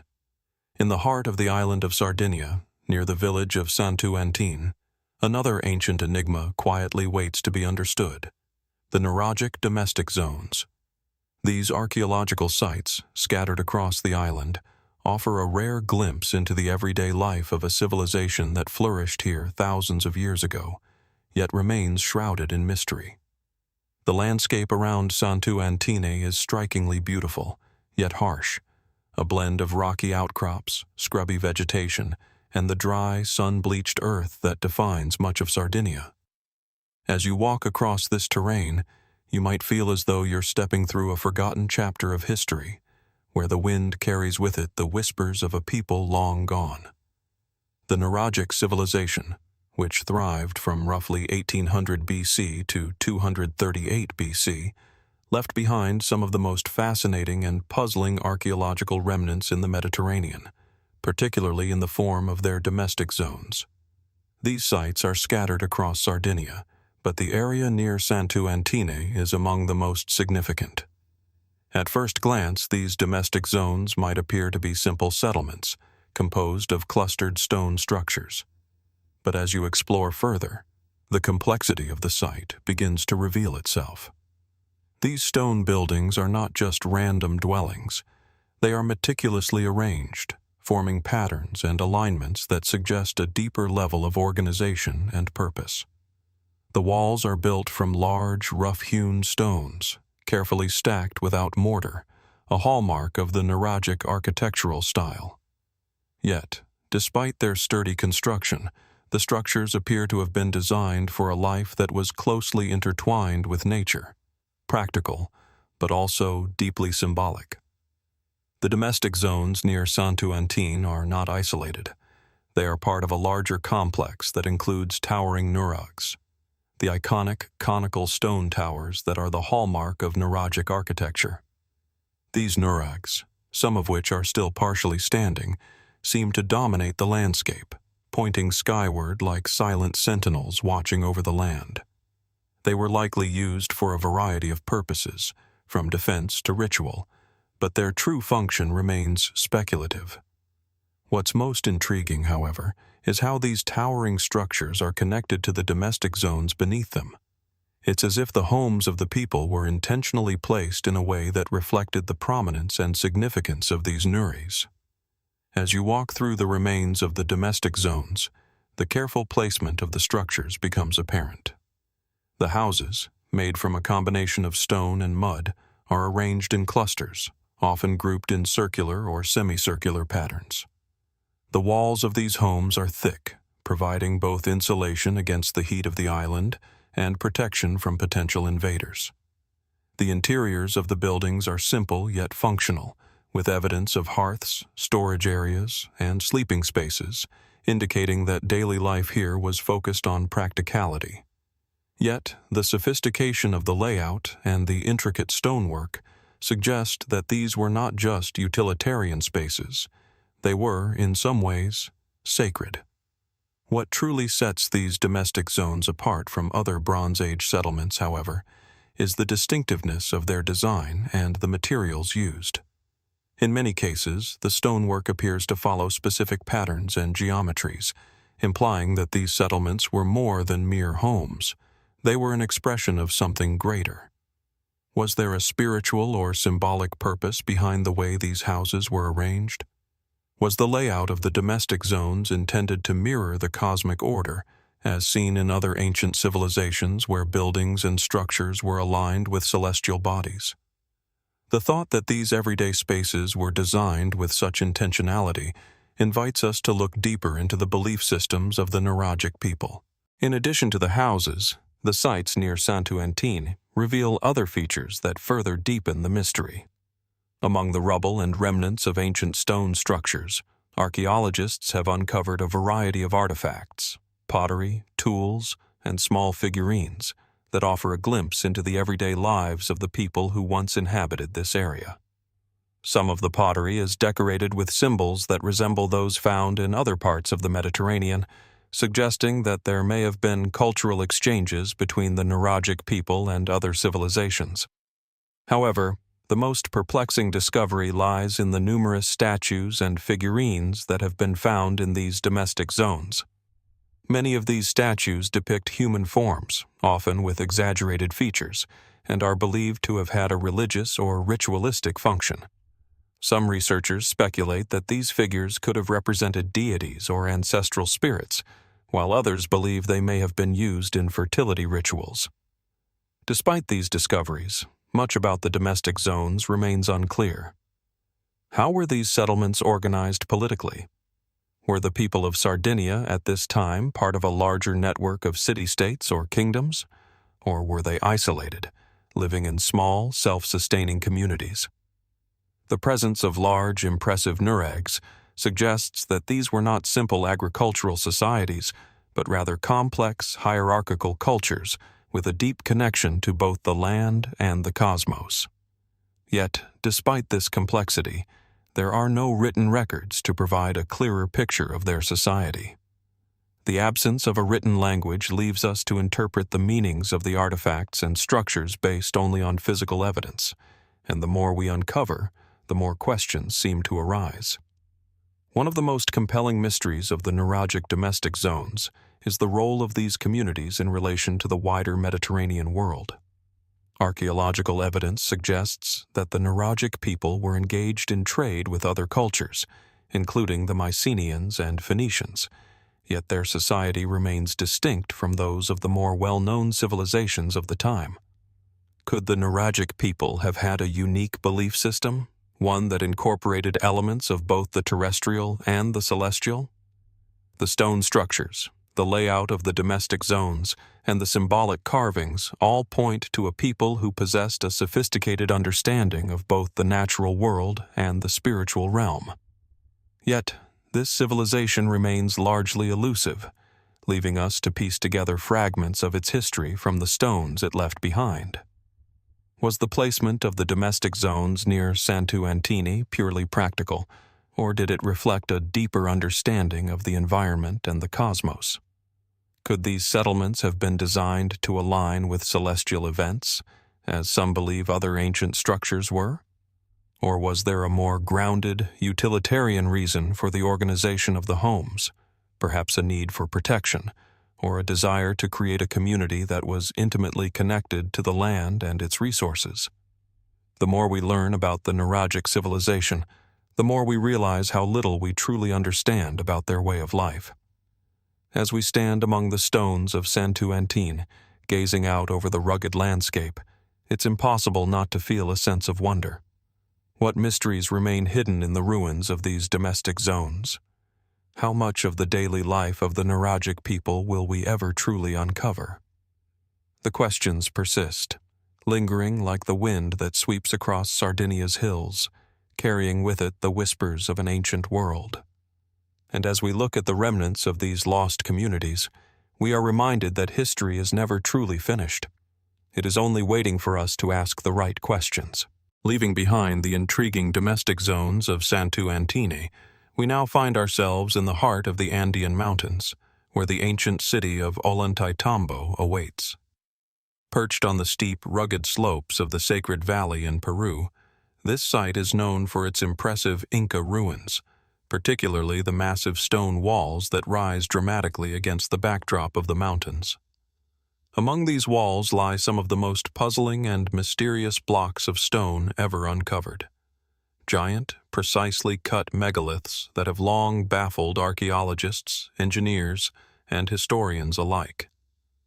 The walls of Ollantaytambo are truly awe-inspiring, towering above the site and stretching across the landscape with an air of ancient strength.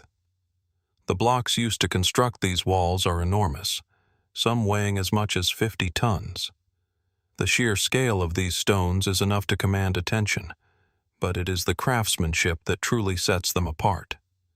The blocks are not merely large, they are intricately shaped, fitted together with remarkable precision. The seams between the stones are so tight that not even a blade of grass could slip through. This is not simple stonework. This is an architectural feat that seems almost beyond the capabilities of the civilization that created it. As we gaze upon these walls, one question comes to mind. How were these massive stones transported and placed with such precision? The Inca, famed for their engineering prowess, did not have access to cranes or modern technology. Yet, these massive blocks were not only quarried from distant locations, but also shaped with such meticulous accuracy that they fit together perfectly without the need for mortar. Some blocks are even carved with complex geometrical patterns and intricate designs, adding an artistic element to the already impressive engineering. How were these stones moved up the steep Andean slopes, and what tools did the Inca possess to achieve such precision? The answers, it seems, are still elusive. Mainstream archaeological explanations suggest that the Inca used a combination of human labor, wooden sledges, and ropes to move these massive stones. In some cases, it's believed that the stones were dragged or rolled across the landscape and then shaped using rudimentary tools like stone hammers and abrasives.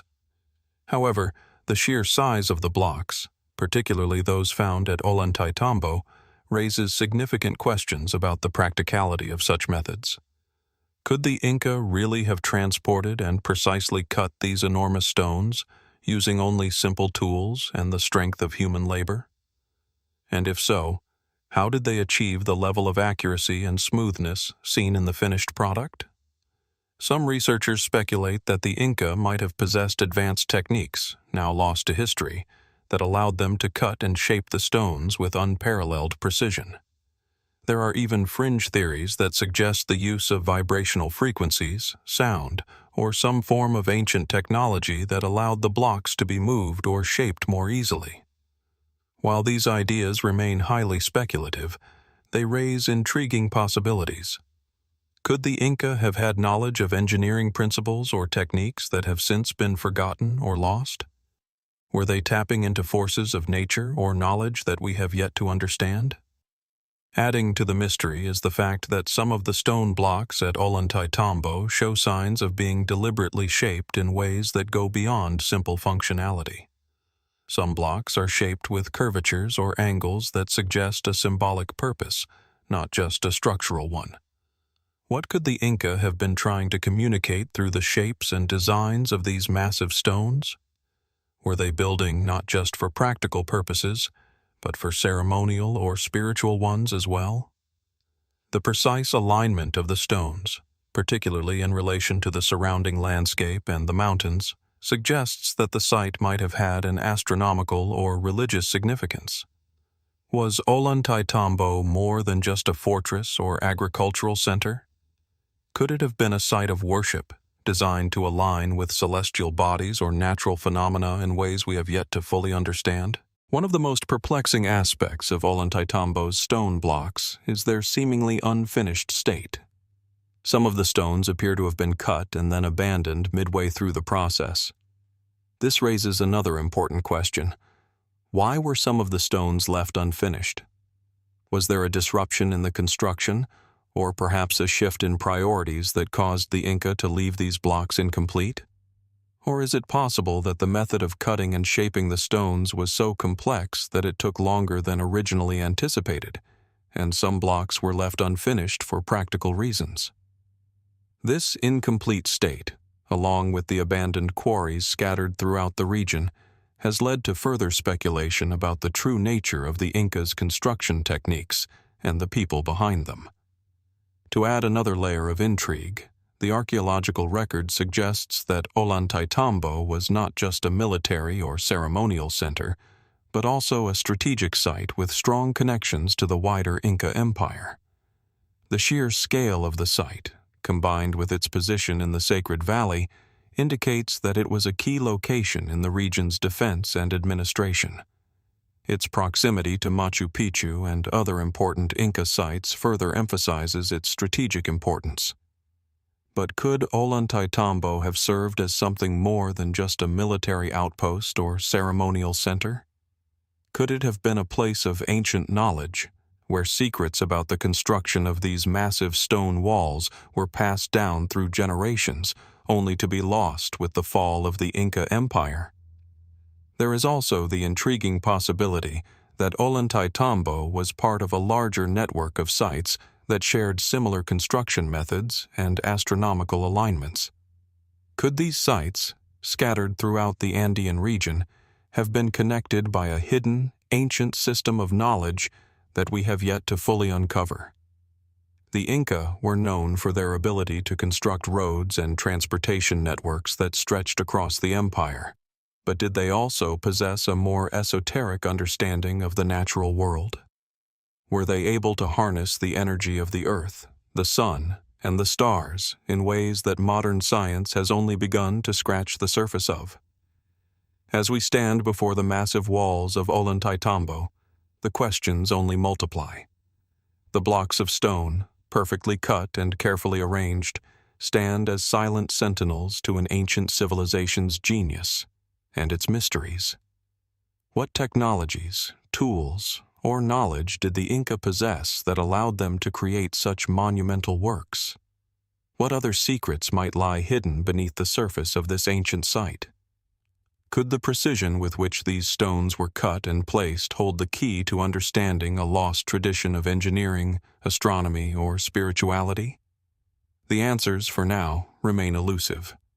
But as the sun sets over the Sacred Valley, casting long shadows across the stone blocks of Ollantaytambo, one thing is certain: the mysteries of this ancient site are far from being solved. And as long as these walls stand, they will continue to challenge us, urging us to look deeper, to question further, and to wonder what might still be hidden in the forgotten corners of our past. From the imposing walls of Ollantaytambo, we now shift our gaze northward to the windswept plains of Scandinavia, where another enigma unfolds. Nestled in the heart of Sweden, the Ekornavallen burial and standing stones form an intriguing and ancient site, one that holds as much mystery as it does history. Here, among the sprawling fields and dense forests, the past lingers, etched in stone, stones that were carefully placed, aligned, and designed with a purpose that has yet to be fully understood. The Ekornavallen site is not the first of its kind in the region, nor is it the largest, but it is one of the most enigmatic. A sprawling collection of burial mounds, standing stones, and rock formations, it gives the distinct impression that it was a place of great significance to the people who lived here over 1,500 years ago. The burial mounds, scattered across the site, are the remnants of a culture that practiced elaborate burial rites, often accompanied by intricate rituals meant to honor the dead. The stones themselves, massive and weathered by centuries of wind and rain, stand as silent sentinels, guarding secrets that the passage of time has not been able to erase. When you first approach the site, the scale of the standing stones is immediately striking. They rise from the earth like ancient, weather-beaten giants, their surfaces pocked and worn by millennia of exposure. Some stand upright, while others lie broken or half-buried, as though the earth itself has attempted to reclaim them. These stones, which range in size from small pebbles to monolithic pillars, are scattered across the site in a seemingly deliberate arrangement. The alignment of the stones, many of which face certain cardinal directions, suggests that they were not placed haphazardly, but with intent. Some have even been arranged in specific geometric patterns, adding another layer of intrigue to the site. The burial mounds, found scattered throughout the area, provide a glimpse into the spiritual and social practices of the ancient people who constructed them. Archaeologists have uncovered evidence of cremation burials and occasional stone grave markers, which point to a complex understanding of life, death, and the afterlife. These mounds, many of which have been disturbed by centuries of human activity, suggest that this was a site where important figures, perhaps chieftains or religious leaders, were laid to rest. The arrangement of the stones around these mounds seems to mirror the layout of ancient ceremonial spaces, hinting at the possibility that Ekornavallen was also a place of ritual, not just a cemetery. Was it, in fact, a place where the living and the dead coexisted, bound together in a spiritual bond? Was the site used for ceremonies meant to honor the ancestors, or to invoke the favor of the gods? But it is not just the layout of the stones and mounds that invites speculation. It is also the craftsmanship of the stones themselves. The standing stones, in particular, display a level of precision and care that suggests a deep knowledge of engineering and geometry. The fact that these stones have survived for centuries, despite the harsh conditions of the Swedish landscape, raises questions about the methods used to transport and erect them. The larger stones, some weighing several tons, would have required significant effort to move and position. How did the builders of Ekornavallen manage such feats? Did they use rudimentary tools, or did they have access to forgotten techniques that allowed them to carve and manipulate the stones with extraordinary precision? Some researchers have suggested that the construction methods employed at Ekornavallen could have involved the use of advanced tools, possibly made from metals or materials that have not survived to the present day. Others speculate that the stones may have been moved with the help of simple, yet effective techniques like rollers and sledges. But the true methods behind their transport and erection remain a mystery, leaving room for speculation. Could the builders have had access to knowledge lost to time? Could they have possessed engineering techniques that were far more sophisticated than previously believed? Adding another layer of mystery to the Ekornavallen site are the strange symbols and markings found on some of the stones. These carvings, often abstract, geometric shapes, are unlike the typical motifs seen in other ancient Scandinavian sites. Some stones are marked with symbols that resemble the phases of the moon or the stars, raising the possibility that the site was designed with astronomical or ritualistic purposes in mind. Was Ekornavallen constructed as a sort of calendar, a place where the movements of the heavens could be tracked and observed? Could these markings have served as a way for the people to connect with the divine, or to map out the cycles of the earth and sky? The connection between the standing stones and the celestial realm is not just a theory, it is a possibility that is suggested by the site's alignment. Like many ancient megalithic sites, the stones at Ekornavallen appear to be positioned in such a way that they align with specific celestial events, such as the solstices and equinoxes. The sun, as it rises and sets, casts long shadows that seem to interact with the stones in a manner that suggests a deliberate design. Could this be a form of ancient stargazing, where the people of Ekornavallen charted the movements of the heavens to understand the passage of time? Or was this alignment part of a larger ritual, a way to mark the changing seasons, or to honor specific deities associated with the sun and moon? But beyond the possible astronomical significance, there are deeper, more speculative theories that tie the standing stones of Ekornavallen to a wider network of ancient knowledge. Some researchers have proposed that sites like Ekornavallen were part of a larger spiritual or cultural system that spanned across northern Europe. Could the stones at Ekornavallen have been part of an ancient tradition of stone placement, one that was linked to other megalithic sites, such as those found in the British Isles or France? Was there a shared system of belief that connected these disparate cultures, one that centered around the veneration of the natural world and the cosmos? While mainstream archaeology tends to focus on the practical uses of these sites, burial, ritual, and community gathering, there is a growing interest in the possibility that the people of Ekornavallen were in possession of a much deeper understanding of the universe. The intricacy of the stonework, the precision of the alignments, and the mysterious symbols etched into the stones all point to a people who may have been privy to knowledge that has since been forgotten. Yet, as with so many ancient sites, the true meaning of Ekornavallen remains elusive. What were the standing stones truly meant to signify? Were they markers of sacred ground, a place where the living could commune with the dead?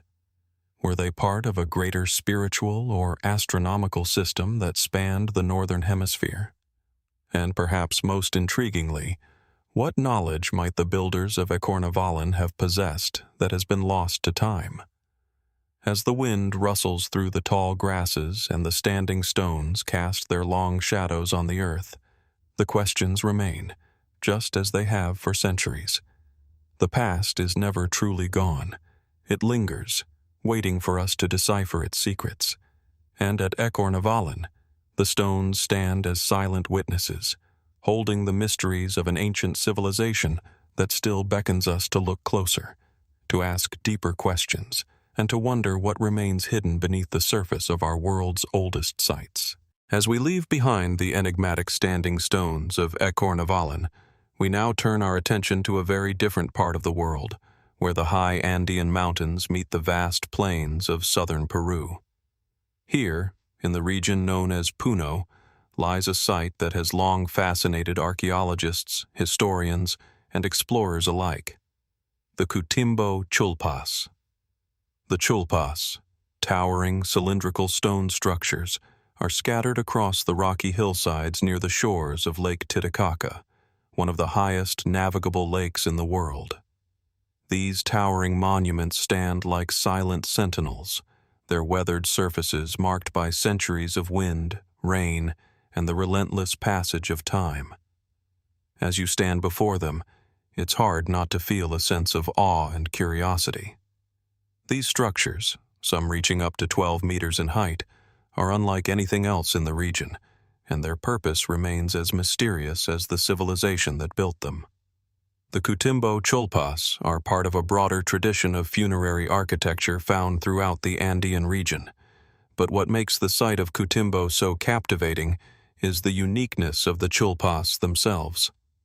These tombs, often built with great care and precision, were constructed to house the remains of the elite members of Andean societies. The fact that they were designed to endure the harsh elements of the high Andes suggests that the people who built them understood both the physical and spiritual importance of their dead. It is believed that these structures were not just simple graves, but rather monuments to the deceased, designed to ensure that their spirits would be preserved and honored for eternity. The Chullpas of Cutimbo are made from massive stones that fit together with a remarkable level of craftsmanship. Their cylindrical shape is both functional and symbolic, suggesting a deep understanding of geometry and balance. The entrances to the tombs are narrow and often face towards specific landmarks, such as mountains or rivers, which further indicates that these structures were more than mere resting places. They may have been positioned to reflect celestial alignments, or perhaps to honor the natural world in some way. Were the Chullpas constructed to connect the living with the divine? Or were they intended as a form of cosmic communication, linking the deceased to the stars and the earth? Inside the tombs, archaeologists have uncovered a wealth of artifacts: woven textiles, pottery, tools, and jewelry, suggesting that these were places of great significance, both in life and death.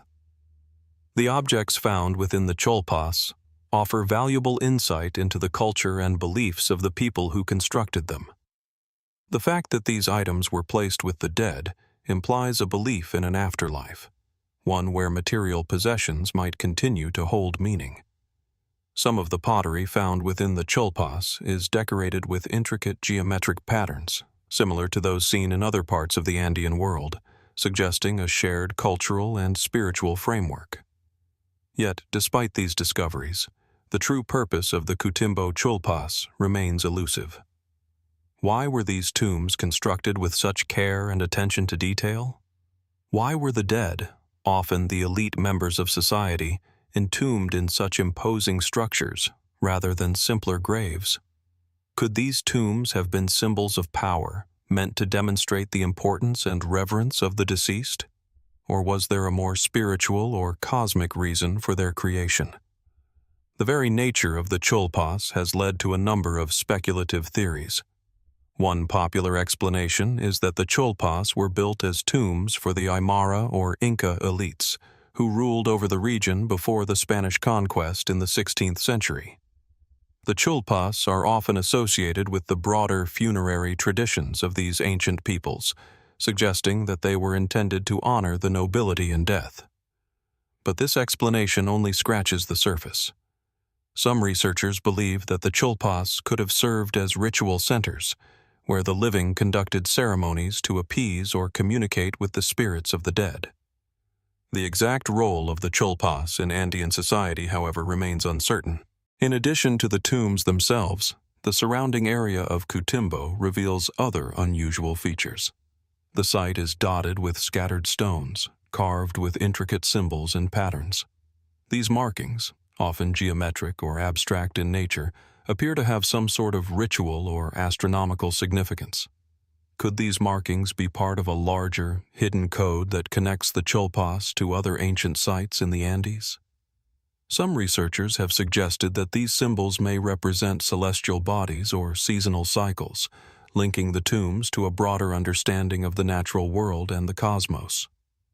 The people who built the Chullpas may have had an advanced understanding of astronomy, similar to other ancient cultures in the Americas, such as the Mayans and the Incas, whose societies were deeply intertwined with the movements of the stars and planets. But the mystery of the Cutimbo Chullpas does not end with their construction. There are numerous unanswered questions about the origin of the site and its relationship to other Andean cultures. The Chullpas, with their distinctive style and design, appear to belong to a unique tradition of funerary architecture, one that has not been found elsewhere in the region.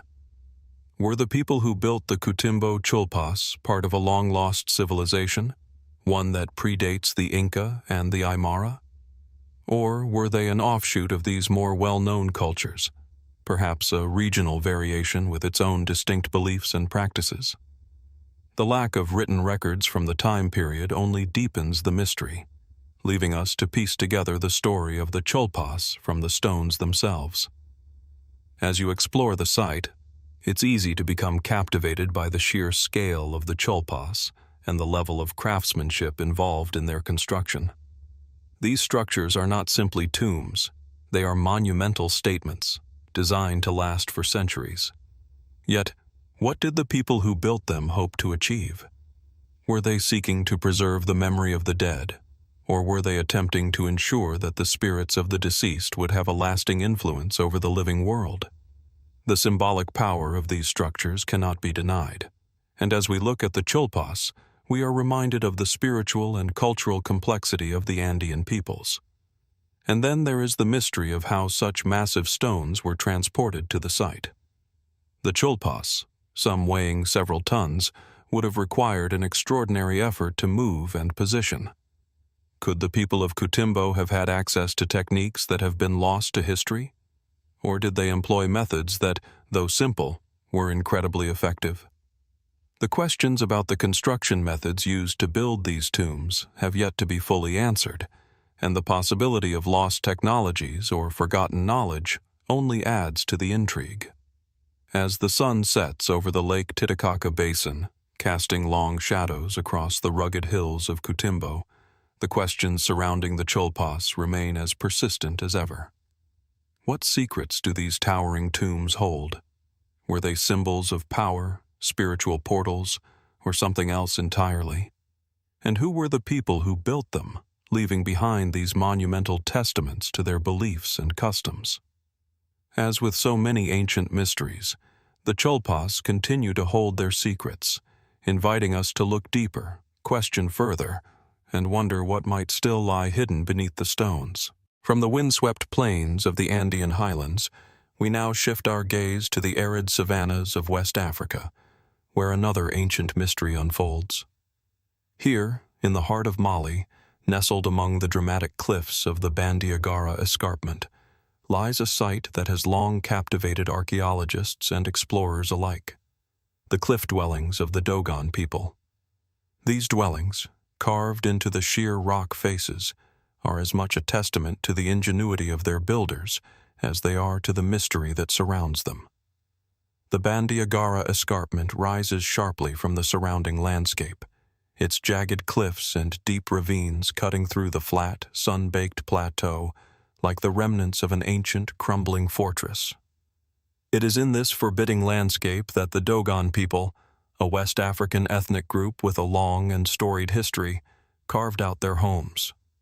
The cliff dwellings, often referred to as Toguna, or houses of the men, are a striking feature of the escarpment, their mud and stone structures seemingly blending seamlessly with the rock, as though the people who built them were inextricably linked to the landscape itself. From a distance, the dwellings appear almost otherworldly, their forms rising like ghostly silhouettes against the stark, sun-bleached cliffs. Some are simple huts, while others are more complex, with multiple levels and interconnected rooms. The architecture is functional yet remarkably well planned, designed to withstand the harsh climate and the dangers of the surrounding wilderness. But it is not just the craftsmanship of these structures that piques interest. It is the very location itself. Why would the Dogon people choose such a remote and difficult place to build their homes? The answer, it seems, lies in the ancient and ongoing connection between the Dogon and the landscape. The escarpment, with its rugged beauty and strategic advantages, provided natural protection against potential invaders. The narrow cliffside pathways and hidden caves offered sanctuary from enemies, while the high altitude provided a commanding view of the surrounding plains. The dwellings, built into the rock face, would have been difficult to access, making them ideal for both defense and concealment. But beyond this practical consideration, there is something almost spiritual about the choice of location. The escarpment is not merely a physical refuge. It is a symbolic one. The Dogon people are known for their rich cosmology and spiritual beliefs, which include a deep connection to the earth, the stars, and the cycles of nature. Their myths and legends speak of ancestors who descended from the heavens, and their architecture reflects this belief in the sacredness of the land. The cliff dwellings themselves are thought to represent a kind of spiritual ascent, with the journey up the escarpment symbolizing a passage between the earthly and the divine. It is as though the Dogon people sought to elevate their lives in every sense, both physically, by building their homes high in the cliffs, and spiritually, by aligning themselves with the forces of the cosmos.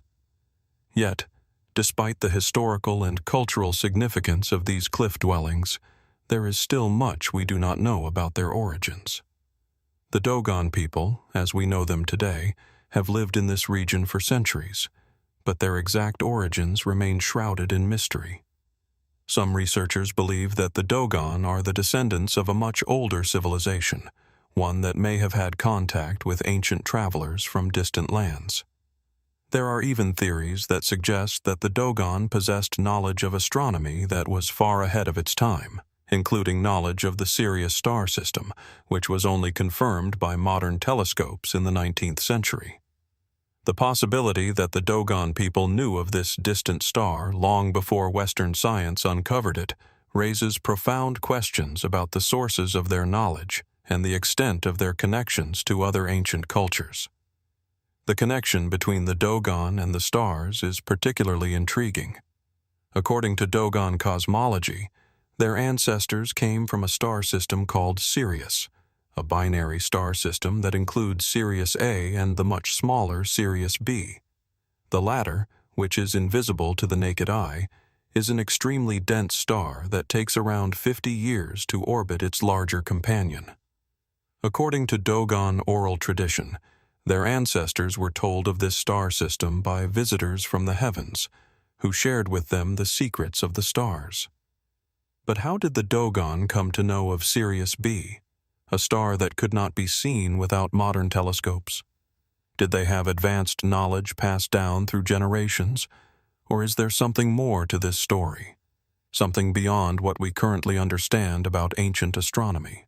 For years, scholars have debated this connection, with some arguing that the Dogon must have had contact with ancient cultures that possessed knowledge of the stars. Some have pointed to the possibility of transoceanic contact, suggesting that the Dogon may have been influenced by other ancient civilizations, such as those in Egypt or even the Americas. Others have suggested that the Dogon's knowledge of the stars may have come from their own deep observation of the night sky over generations. Whatever the answer, the Sirius connection remains one of the most compelling aspects of the Dogon mystery, offering a tantalizing glimpse into the depth of their cosmological understanding. In addition to their astronomical knowledge, the Dogon people have long been known for their complex religious rituals, many of which are centered around the worship of ancestral spirits and the cycles of nature. The cliff dwellings themselves are thought to have been used not only as homes, but also as places of ritual and ceremony. The Toguna, the traditional gathering places where Dogon men meet to discuss matters of importance, are often located near the cliff dwellings, further emphasizing the spiritual connection between the people and the land. The architecture of the cliff dwellings also reveals a deep understanding of the environment. The Dogon utilized the natural features of the escarpment to create homes that blended seamlessly with their surroundings. The dwellings were often built using local materials, such as clay and stone, and were designed to be both functional and durable in the face of the harsh climate. The design of the dwellings, with their low ceilings and narrow entrances, also reflects the need for protection from the intense heat of the region's summers and the occasional cold nights. The walls of the dwellings were often decorated with intricate patterns and symbols, many of which have spiritual or symbolic meaning. These motifs, reminiscent of the Dogon's cosmological beliefs, serve as a visual reminder of the connection between the people, their ancestors, and the cosmos. But despite the rich cultural and historical significance of the Bandiagara escarpment and the Dogon cliff dwellings, there is still much we do not know. How did the Dogon people first come to inhabit the escarpment? What knowledge or traditions did they inherit from their ancestors? And what was the full extent of their astronomical understanding? The questions surrounding the Dogon people remain as elusive as the stars themselves, leaving us to wonder what secrets may still be hidden within the cliffs of Bandiagara, waiting to be uncovered. As the sun sets behind the escarpment, casting long shadows across the cliff dwellings, the mystery of the Dogon people persists, inviting us to look deeper, to seek out answers, and to explore the untold stories of a people whose knowledge of the cosmos may have once been far greater than we ever imagined. As we journey further into the depths of ancient mysteries, we find ourselves in the lush, verdant hills of West Java, Indonesia. Here, on the slopes of Gunung Padang, an extinct volcano that rises like a silent giant above the surrounding landscape, lies one of the most enigmatic archaeological sites in the world, the Gunung Padang megalithic site. The site itself is a sprawling, ancient complex that sprawls over the hillside, composed of massive stone terraces and huge megalithic structures, some of which date back thousands of years. The site is far from just a collection of ordinary stones. These carefully arranged stones form an intricate series of terraces, pyramids, and platforms, all of which suggest a complex, organized civilization. The architecture at Gunung Padang is monumental in scale, a feat of engineering and design that would have been impressive even by modern standards. The structure rises about 25 meters in height, with some sections stretching hundreds of meters along the hillside. The stones themselves, huge, heavy blocks of volcanic rock, are carefully shaped and arranged, many with an accuracy that suggests an advanced knowledge of geometry and construction techniques. As we look at the site from a distance, the arrangement of the stones seems almost deliberate. The terraces, with their precise placement, seem designed to align with the natural contours of the land, suggesting that the builders had a profound understanding of their environment. The very layout of the site speaks to a people who had the ability to manipulate the land, to design structures that were not only functional, but also attuned to the surrounding natural world. But it is not just the scale and precision of the site that raises questions. It is the very age of the structure. According to some estimates, the Gunung Padang site could be as much as 20,000 years old, making it one of the oldest megalithic sites in the world.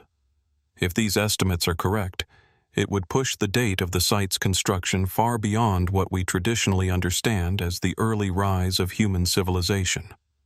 Mainstream archaeology has long suggested that complex societies only began to emerge around 5,000 to 6,000 years ago. So how could a site like Gunung Padang, with its impressive megalithic structures and sophisticated design, have been built so long ago?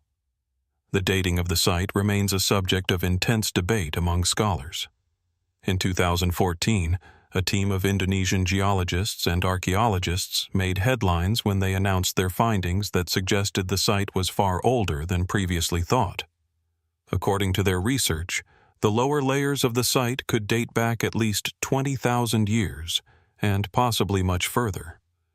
This would challenge traditional understandings of ancient human history. If true, the implications are profound. Could the Gunung Padang site be evidence of a lost civilization, one that predates known human history by millennia? But the controversy surrounding the dating of the site does not end with geological analysis. Some of the most puzzling aspects of Gunung Padang concern the very construction methods used to build the site. The megalithic stones, many weighing several tons, were arranged with remarkable precision. The architecture, far from being crude or primitive, suggests advanced knowledge of engineering.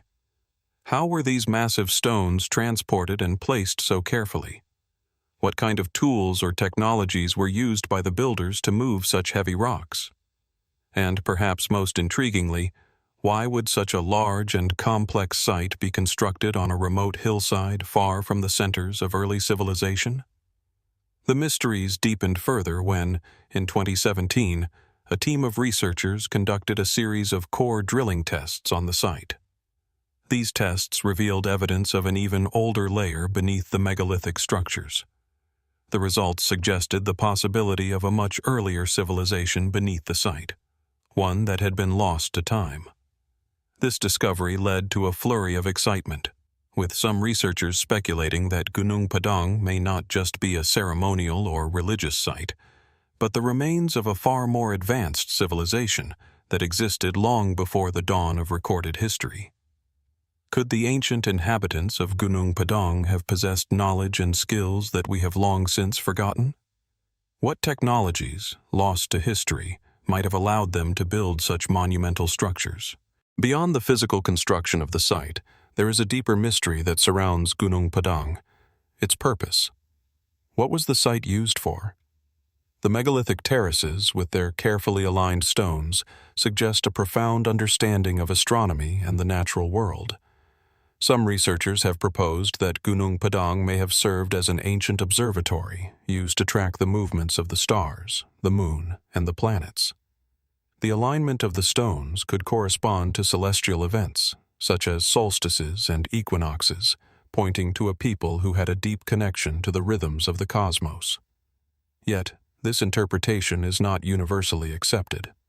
Some argue that the site's true purpose may have been ceremonial or religious in nature, a place where ancient rituals and rites were performed.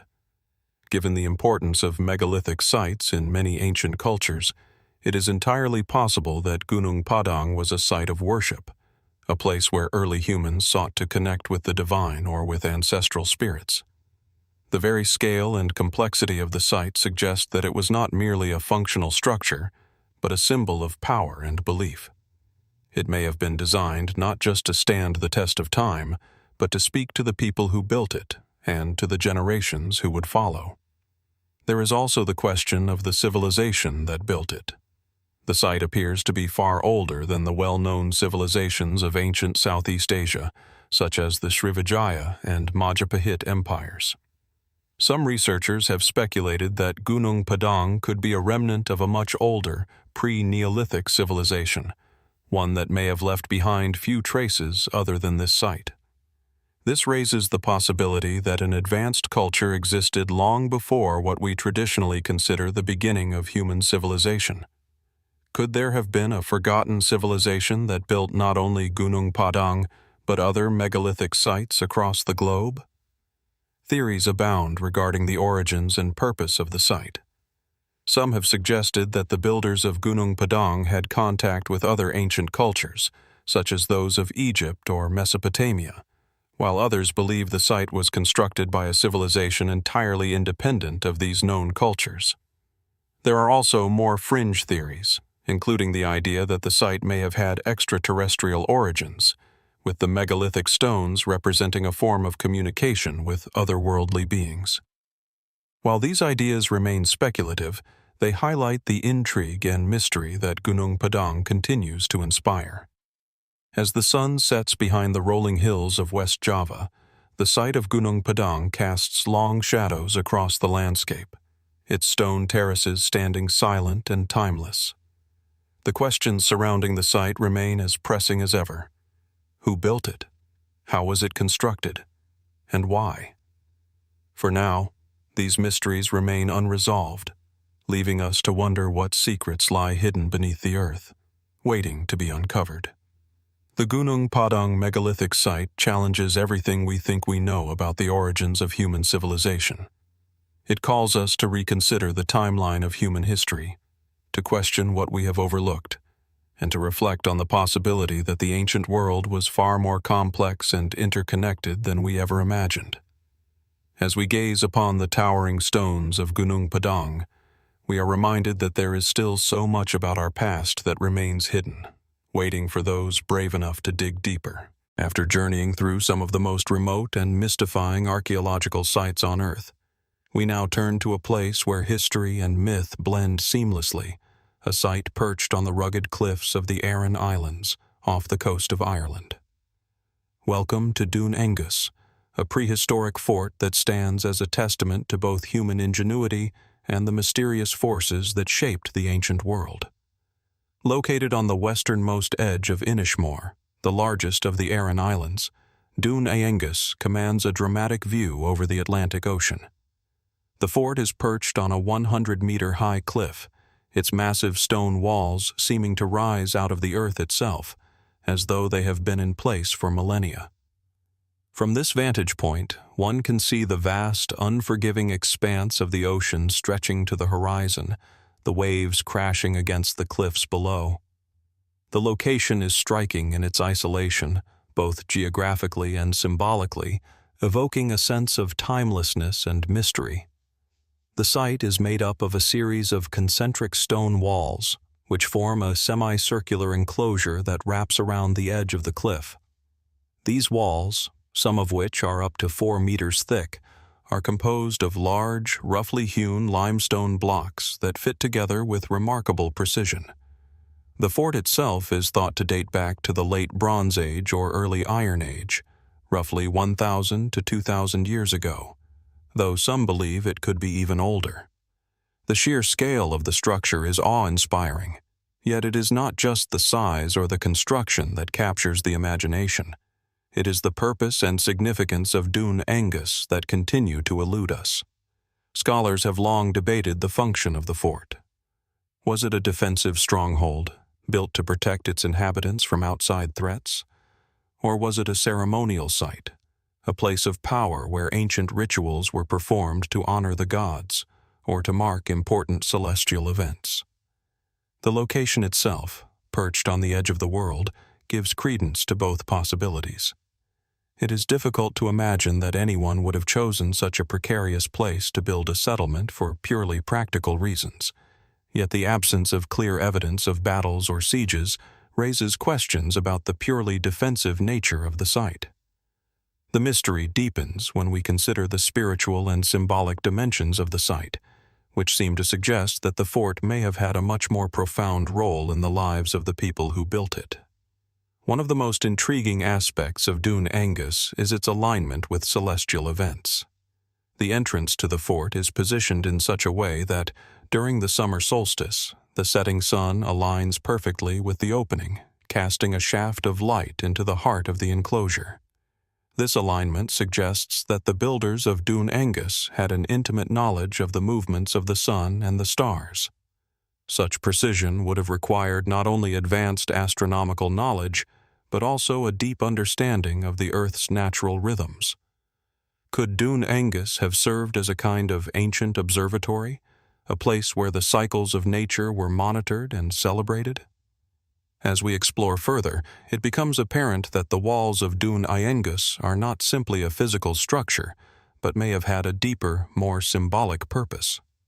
The fort's semicircular shape is reminiscent of many other ancient structures, both in Ireland and beyond, that feature circular enclosures or stone rings.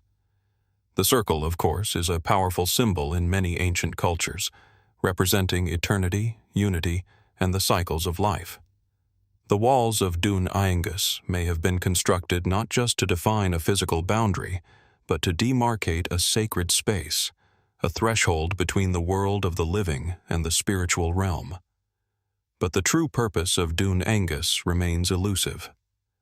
Was it a fort built to defend against raiders, or was it a site of spiritual significance, where the inhabitants of Inishmore sought to connect with the divine?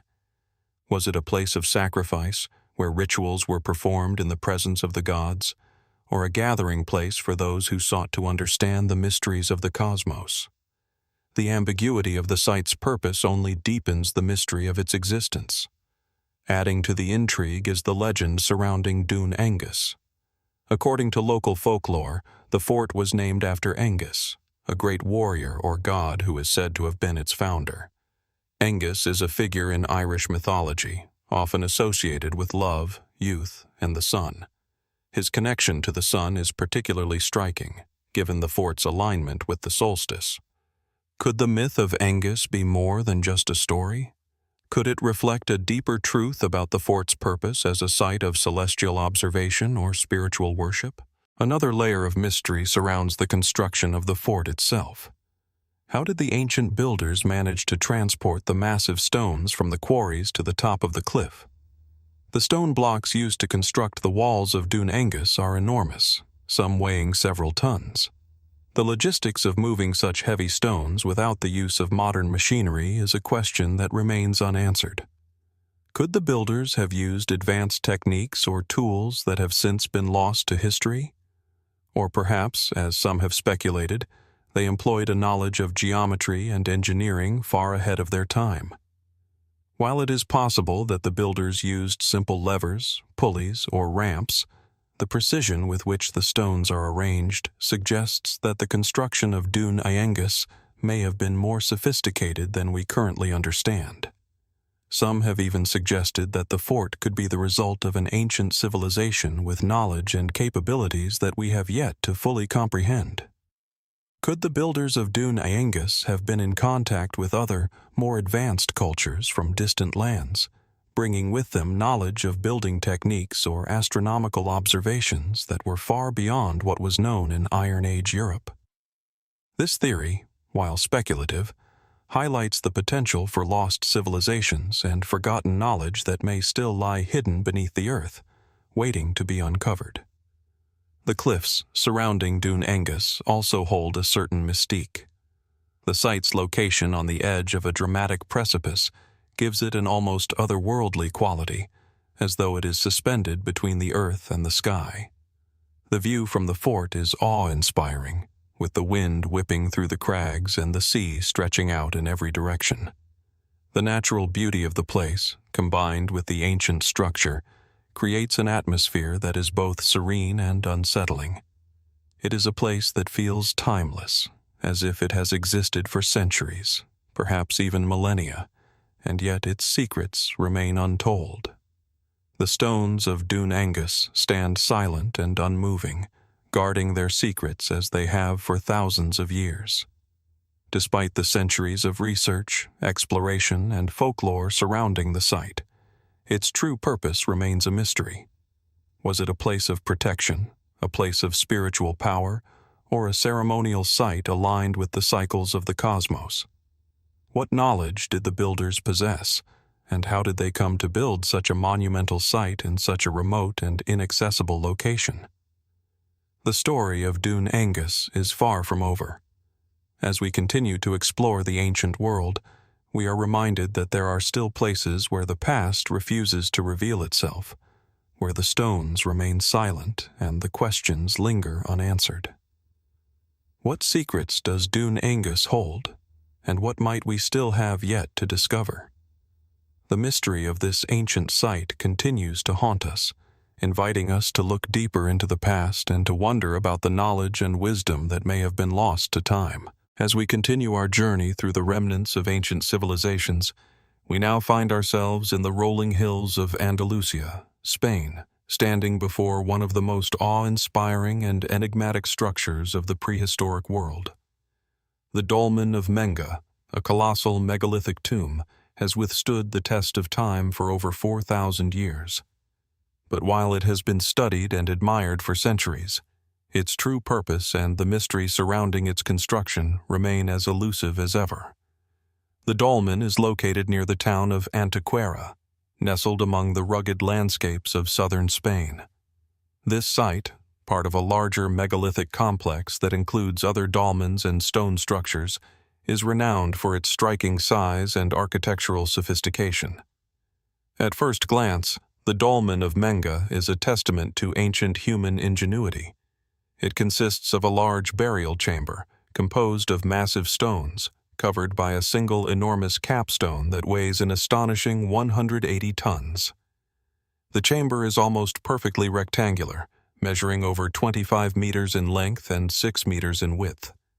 Surrounding the chamber are upright stones, standing as silent sentinels that seem to guard the secrets of the past.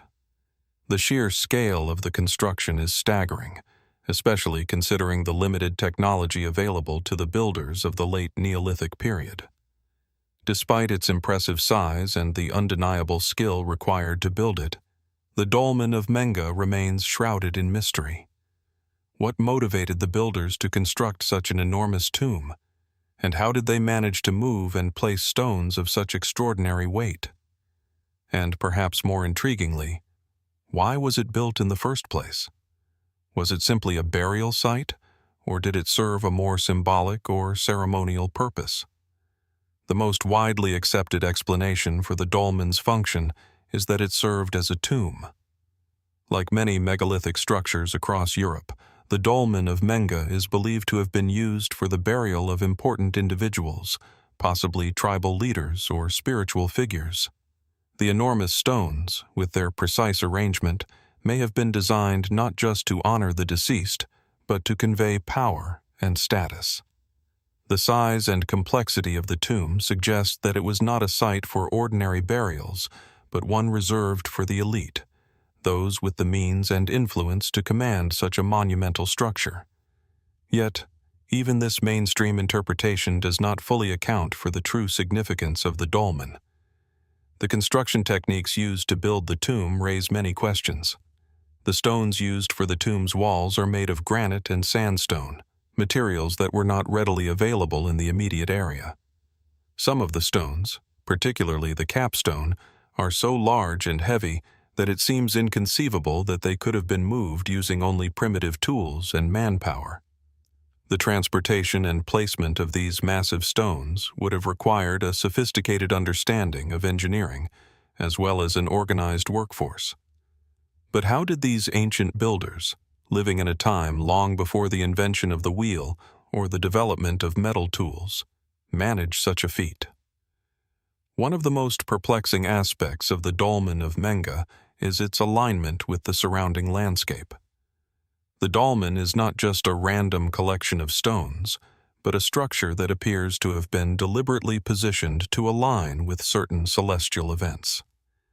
The entrance to the tomb faces towards the rising sun during the summer solstice, suggesting that the builders had a deep understanding of the solar cycles and the significance of these natural phenomena. The precise alignment of the stones, combined with the site's apparent connection to the solstice, hints at a cultural belief system that was intimately connected to the rhythms of nature. The alignment of the dolmen also raises intriguing questions about the astronomical knowledge of the people who built it. Was the Dolmen of Menga merely a tomb, or did it have a deeper, more symbolic purpose?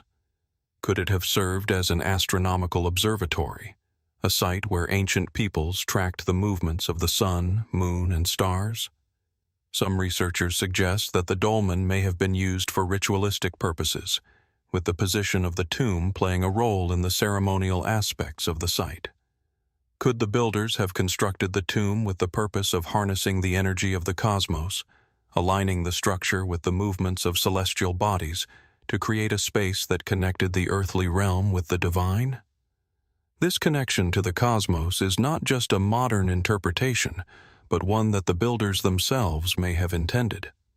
Other megalithic sites, such as Stonehenge in England and the Nabta Playa in Egypt, show clear evidence of celestial alignments, suggesting that the people who built these structures were keenly aware of the cycles of the sun and the stars. The Dolmen of Menga may have been part of a larger tradition of megalithic construction, where tombs, temples, and ceremonial sites were built with a deep respect for the celestial order. The question remains, what did the builders of the Dolmen of Menga believe about the relationship between the earth and the heavens? And how did they use these monumental structures to connect with forces beyond their understanding? Adding to the mystery of the Dolmen of Menga is its relationship to other nearby megalithic structures. The site is part of a larger complex that includes other dolmens, menhirs, and stone circles. Some researchers suggest that the complex may have been part of an ancient religious or ceremonial center, where rituals were performed and where the people gathered to honor their ancestors and the gods. The exact nature of the relationship between these structures remains unclear, but the sheer concentration of megalithic sites in the area suggests that the region was of great importance to the people who lived there.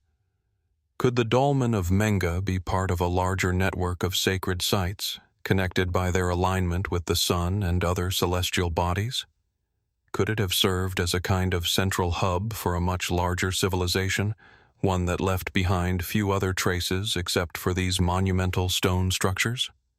Some have even suggested that the region around Antequera could have been home to a lost civilization, one that predates the well-known cultures of the Mediterranean and whose knowledge of astronomy, architecture, and spirituality was far more advanced than we have ever imagined. As we consider the possibility of lost knowledge and forgotten civilizations, we must also confront the question of how the builders of the Dolmen of Menga came to possess such remarkable skills. Could they have had contact with other ancient cultures, perhaps from distant lands, bringing with them advanced knowledge of construction and astronomy? Or could they have developed these skills independently, through centuries of observation and trial and error? The lack of written records from this time period makes it difficult to know for certain, but the sheer sophistication of the dolmen suggests that the people who built it were not primitive, but rather highly advanced in their understanding of the world around them. The mystery of the Dolmen of Menga is far from resolved. As researchers continue to study the site, they are forced to confront questions that may never be answered. What was the true purpose of this colossal structure? Was it simply a tomb, or did it have a deeper, more spiritual significance? How did the builders manage to transport and place the massive stones, and what tools did they use to do so? And perhaps most importantly, what knowledge did the builders of the Dolmen of Menga possess that has since been lost to time? In the end, the Dolmen of Menga stands as a testament to the enduring mysteries of the ancient world. As we look upon the towering stones, we are reminded that there is still much we do not know about our past. The mysteries of this ancient site continue to captivate us, leaving us with more questions than answers, and inviting us to wonder what other secrets might lie hidden beneath the surface of our history. Perched on the rolling hills above the city of Cusco in Peru, Sacsayhuaman stands as one of the most astonishing and enigmatic archaeological sites of the ancient world. The massive stone walls that define the site's perimeter are a testament to a forgotten era, an era in which civilizations achieved engineering feats that, to this day, baffle even the most seasoned archaeologists and historians. But Sacsayhuaman is no ordinary ruin. Its sheer scale and the precision with which its stones were cut, transported, and placed continue to challenge our understanding of ancient technology and craftsmanship. The name Sacsayhuaman, derived from the Quechua language, translates roughly to satisfied falcon, but the meaning and significance of the site stretch far beyond its name.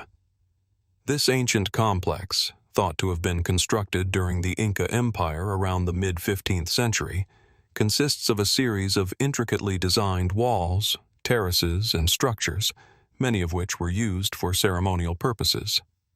The largest of these walls, located at the heart of the site, is composed of massive stones, some weighing as much as 120 tons, fitted together with such precision that not even a blade of grass can be wedged between them. These stones, carefully shaped to fit one another, form a series of interlocking polygons that seem to defy the laws of physics.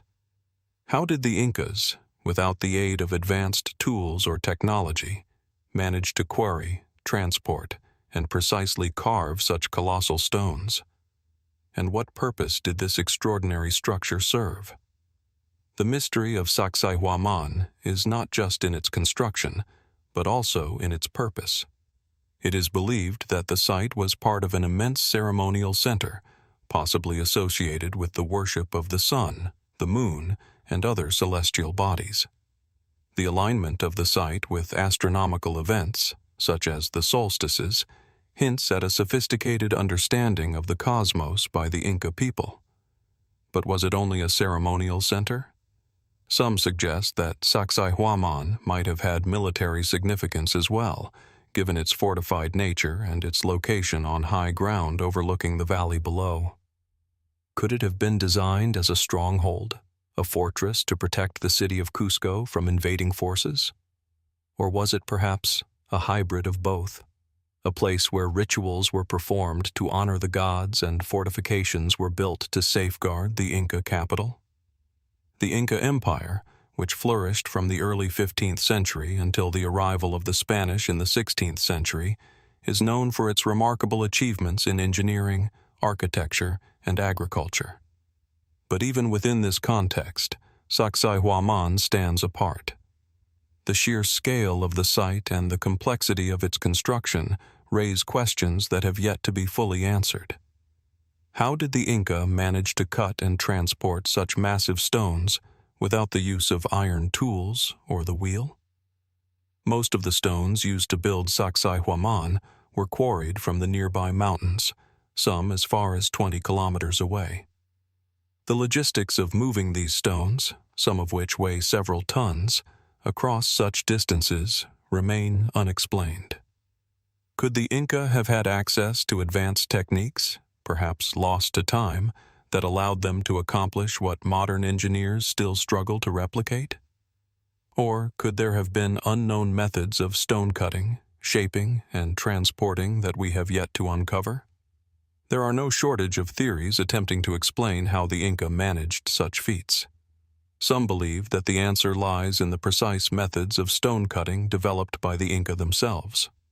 Sacsayhuaman, like many other Inca structures, exhibits a unique form of dry stone construction, where stones are fitted together without mortar, but with such skill that they lock into place like pieces of a puzzle. This technique, often referred to as polygonal masonry, allows the stones to shift and settle over time, making the structure more resilient to seismic activity. Others, however, suggest that the Inca may have had access to techniques or knowledge from an even earlier civilization, perhaps a civilization whose understanding of engineering was far more advanced than that of the Inca. One theory that has captivated the imagination of many is that the Inca may have been influenced by an even older, lost civilization, one that predates the known cultures of Mesoamerica and the Andes.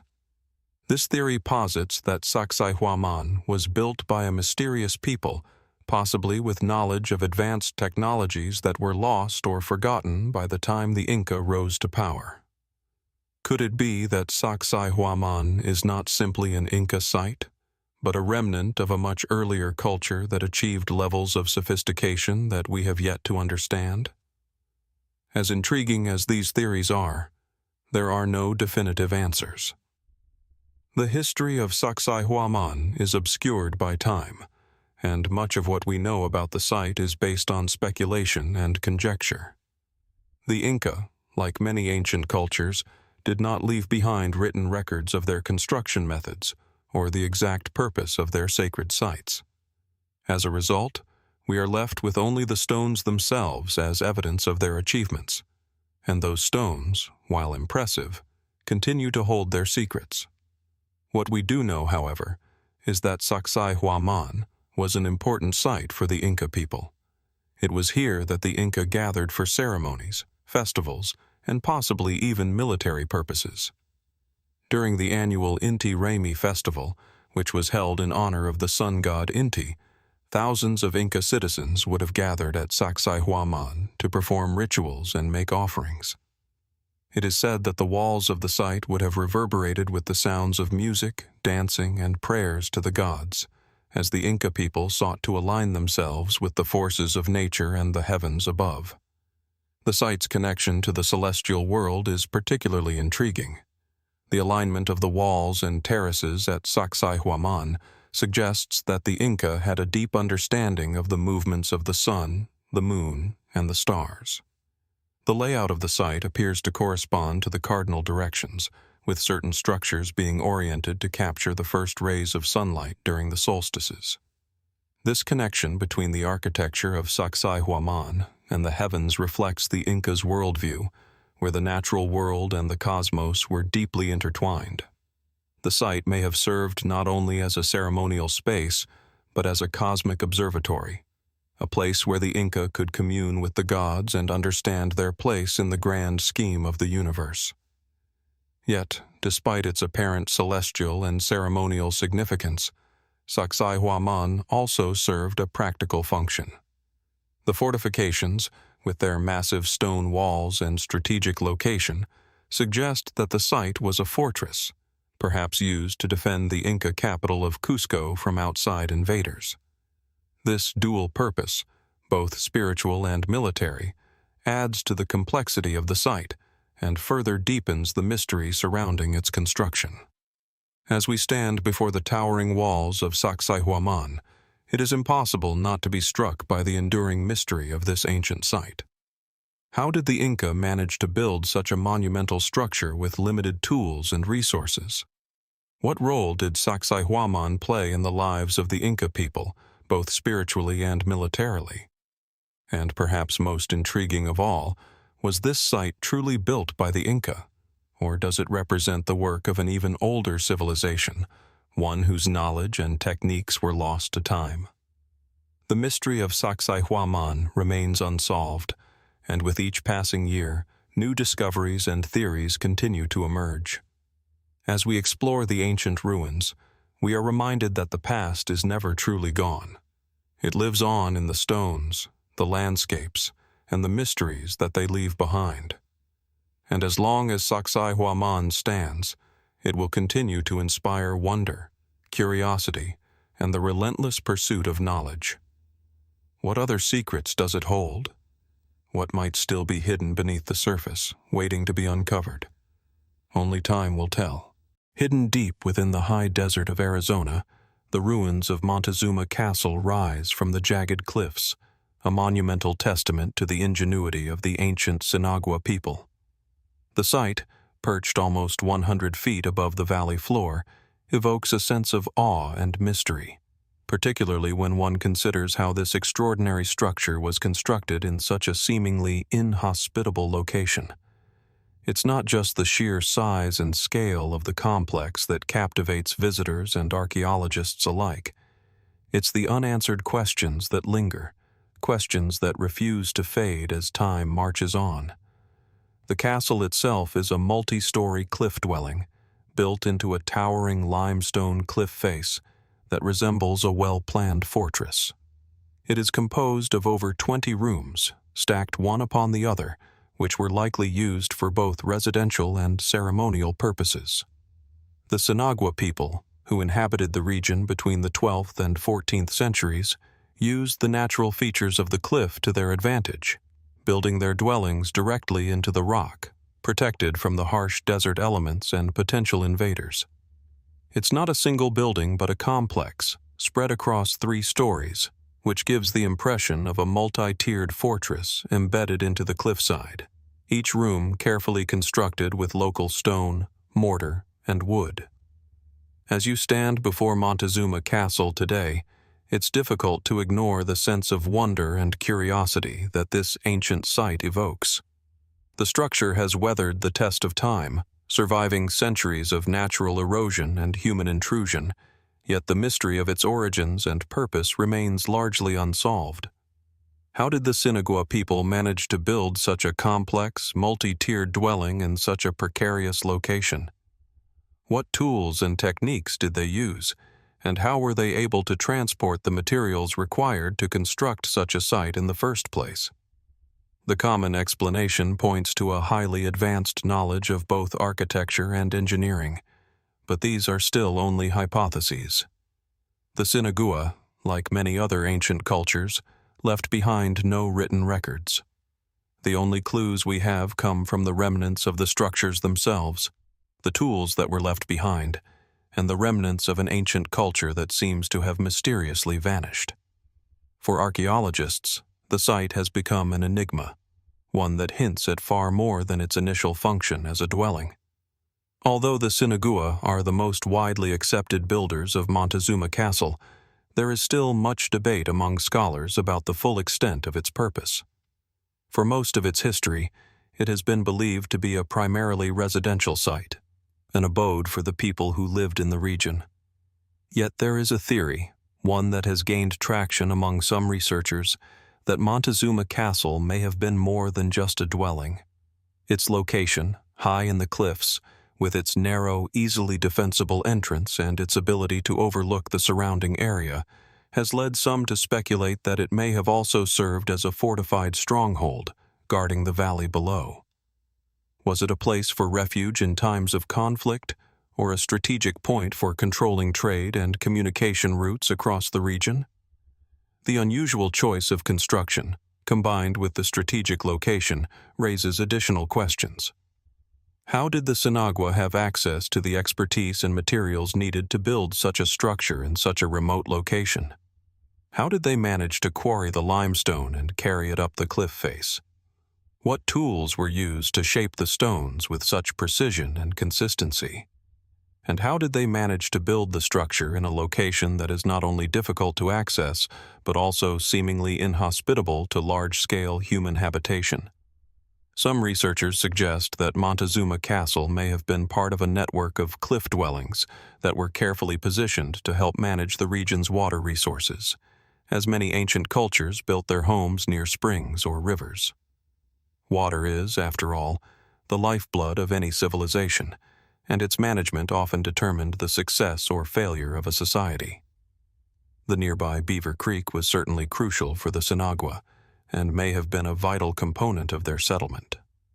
However, other researchers point out that while the site is located near a natural spring, the overall layout of the castle suggests it may have been more ceremonial in nature, possibly connected to the Sinagua's belief system, with the site's location high above the ground symbolizing a connection to the gods, the sky, or the cosmos itself. This connection between Montezuma Castle and the spiritual beliefs of the Sinagua people is further bolstered by the evidence of ceremonial spaces within the site. Some rooms appear to have been used for rituals, with evidence of fire pits, altars, and offerings to gods or spirits.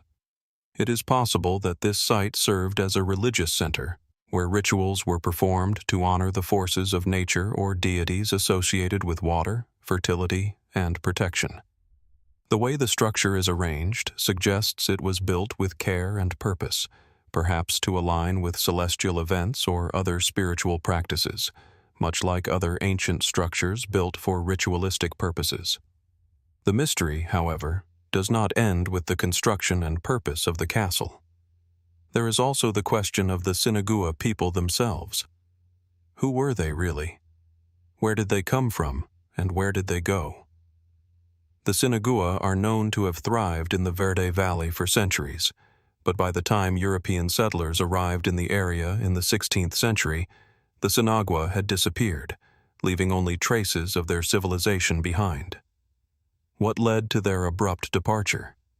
Was it the result of warfare, resource depletion, or perhaps even an environmental disaster?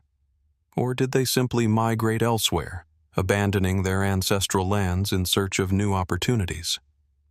The lack of written records or any clear explanation only adds to the intrigue of the Sinagua's disappearance. Even the name Montezuma Castle adds to the mystery. The structure was named by early European settlers who believed it to be associated with the Aztec Emperor Montezuma II, a ruler who, though famous in the annals of history, was geographically distant from the Sinagua. The name was likely the result of the early settlers' misunderstandings, as they incorrectly assumed that the ruin was a product of the Aztec civilization. There is no evidence to suggest that the Aztecs had any connection to the Sinagua or their architectural achievements, but the name stuck, further adding to the sense of historical confusion that surrounds the site. But perhaps the most perplexing aspect of Montezuma Castle is what lies beneath the surface.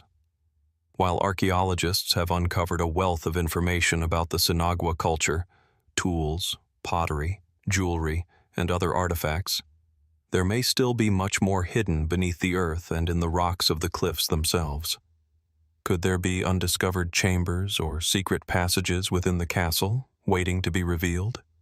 Or perhaps the mystery lies in the deeper history of the site, lost to time and waiting for the right discovery to uncover its secrets. How many more questions must be answered before we truly understand the significance of Montezuma Castle? As we leave the castle behind and step into the harsh, sun-drenched desert landscape that surrounds it, the questions linger. What were the Sinagua really trying to accomplish with this complex and mysterious structure? Was it a spiritual sanctuary, a military stronghold, or a combination of both? And perhaps the greatest question of all, what happened to the people who built it? Their disappearance, along with the mysteries of their creation, ensures that Montezuma Castle remains a site of fascination, a place where the lines between history, legend, and mystery blur, and where the past seems to hold its secrets just out of reach, waiting for the right moment to reveal them. Nestled in the rugged mountains of Bolivia, amid the sweeping vistas of the Andean foothills, lies an ancient site that has captivated archaeologists, historians, and curious adventurers for centuries. Known as Samaipata Rock, or El Fuerte de Samaipata. This colossal slab of rock is etched with mysterious carvings that hint at a lost civilization's complex relationship with the earth, the stars, and the forces of nature. Situated around 2,000 meters above sea level, the site offers not only a breathtaking view of the surrounding landscape, but also a puzzling glimpse into a time long past, leaving behind more questions than answers. The Samaipata Rock is unlike any other ancient site in the world. This vast sandstone platform, measuring roughly 250 meters in length and 100 meters in width, rises above the surrounding forest like a silent, enigmatic sentinel. Upon its surface, intricate carvings and geometrical designs are scattered across the rock's surface, forming a mosaic of patterns that have baffled scholars for generations. Among the carvings, one can find curious motifs, such as spirals, circles, and what appear to be stylized representations of animals, humans, and unknown deities. Yet even more intriguing is the central feature of the site, a massive, carefully carved figure of a serpent, whose undulating body stretches along the rock's surface, a symbol that seems to invoke ancient ideas of transformation, duality, and cosmic cycles. Though it is commonly referred to as a fortress due to its name El Fuerte, which translates to the fortress, there is no evidence to suggest that the site was ever used for military purposes. The carvings and the layout suggest something far more intricate. Archaeologists believe that the site may have had religious or ceremonial significance, possibly serving as a sacred space where the ancient inhabitants of the region conducted rituals, astronomical observations, or other culturally important practices. But what exactly was this space used for? And who were the people who left behind these elaborate carvings? The site is believed to have been constructed by the Shawnee people, an indigenous group that lived in the region long before the arrival of the Inca Empire. However, the full extent of the Shawnee culture and its connection to the carving remains an enigma. The origins of the site itself are difficult to pinpoint. Most estimates suggest that the carvings date back to between 200 BC and 900 AD, a time when the Shawnee were flourishing in what is now Bolivia and parts of Argentina. While it's clear that the site has been used for centuries, many questions remain about its true purpose and the meaning behind the rock's enigmatic symbols. What sets Samaipata Rock apart from other ancient carved sites, however, is not just its size or the complexity of the carvings, but the manner in which these symbols seem to interlace with the natural landscape. The entire rock formation appears to have been intentionally shaped and sculpted to align with the surrounding environment, creating an unbroken connection between the sacred and the natural. Some of the most striking aspects of the site are the carvings of animals, particularly reptiles like snakes, some of which are thought to symbolize fertility, transformation, and cycles of life, death, and rebirth. One of the most striking theories proposed by some archaeologists and enthusiasts alike is that Samaipata Rock was not merely a site for religious rituals, but a sort of astronomical observatory, an idea that is becoming more widely accepted as researchers continue to study the positioning of certain carvings. According to these theories, the carvings might have been designed to track celestial events like the solstices, equinoxes, and other significant astronomical occurrences. Some have even suggested that the site may have been used as a cosmic calendar, helping to mark time and guide seasonal agricultural activities, as many ancient cultures did with their sacred sites. Adding another layer of intrigue to the site's mystery is the role of the Inca Empire, which arrived in the region long after the original construction of Samaipata Rock. Though the Inca are believed to have made some modifications to the site, such as building terraces on the slopes and using it as a ceremonial space, there is little evidence to suggest they were the original creators of the rock carvings. What influence did the Inca have on Samaipata, and what did they make of the site they encountered? Did they continue the traditions of the people who built the rock carvings, or did they interpret it through their own religious and political lenses? Despite the Inca influence, there are some theories that suggest the carvings at Samaipata Rock may hold a far deeper, more ancient knowledge, one that predates even the Inca Empire. Some suggest that the patterns on the rock may reflect an understanding of the cosmos that was far ahead of its time. For example, certain scholars have proposed that the symbols could represent a sophisticated knowledge of astronomy, mapping out the night sky in a way that aligns with specific constellations or planetary movements. Could it be possible that the Shawnee people, or even their predecessors, had access to astronomical knowledge passed down through generations? Or did they have access to a source of information that has since been lost to history?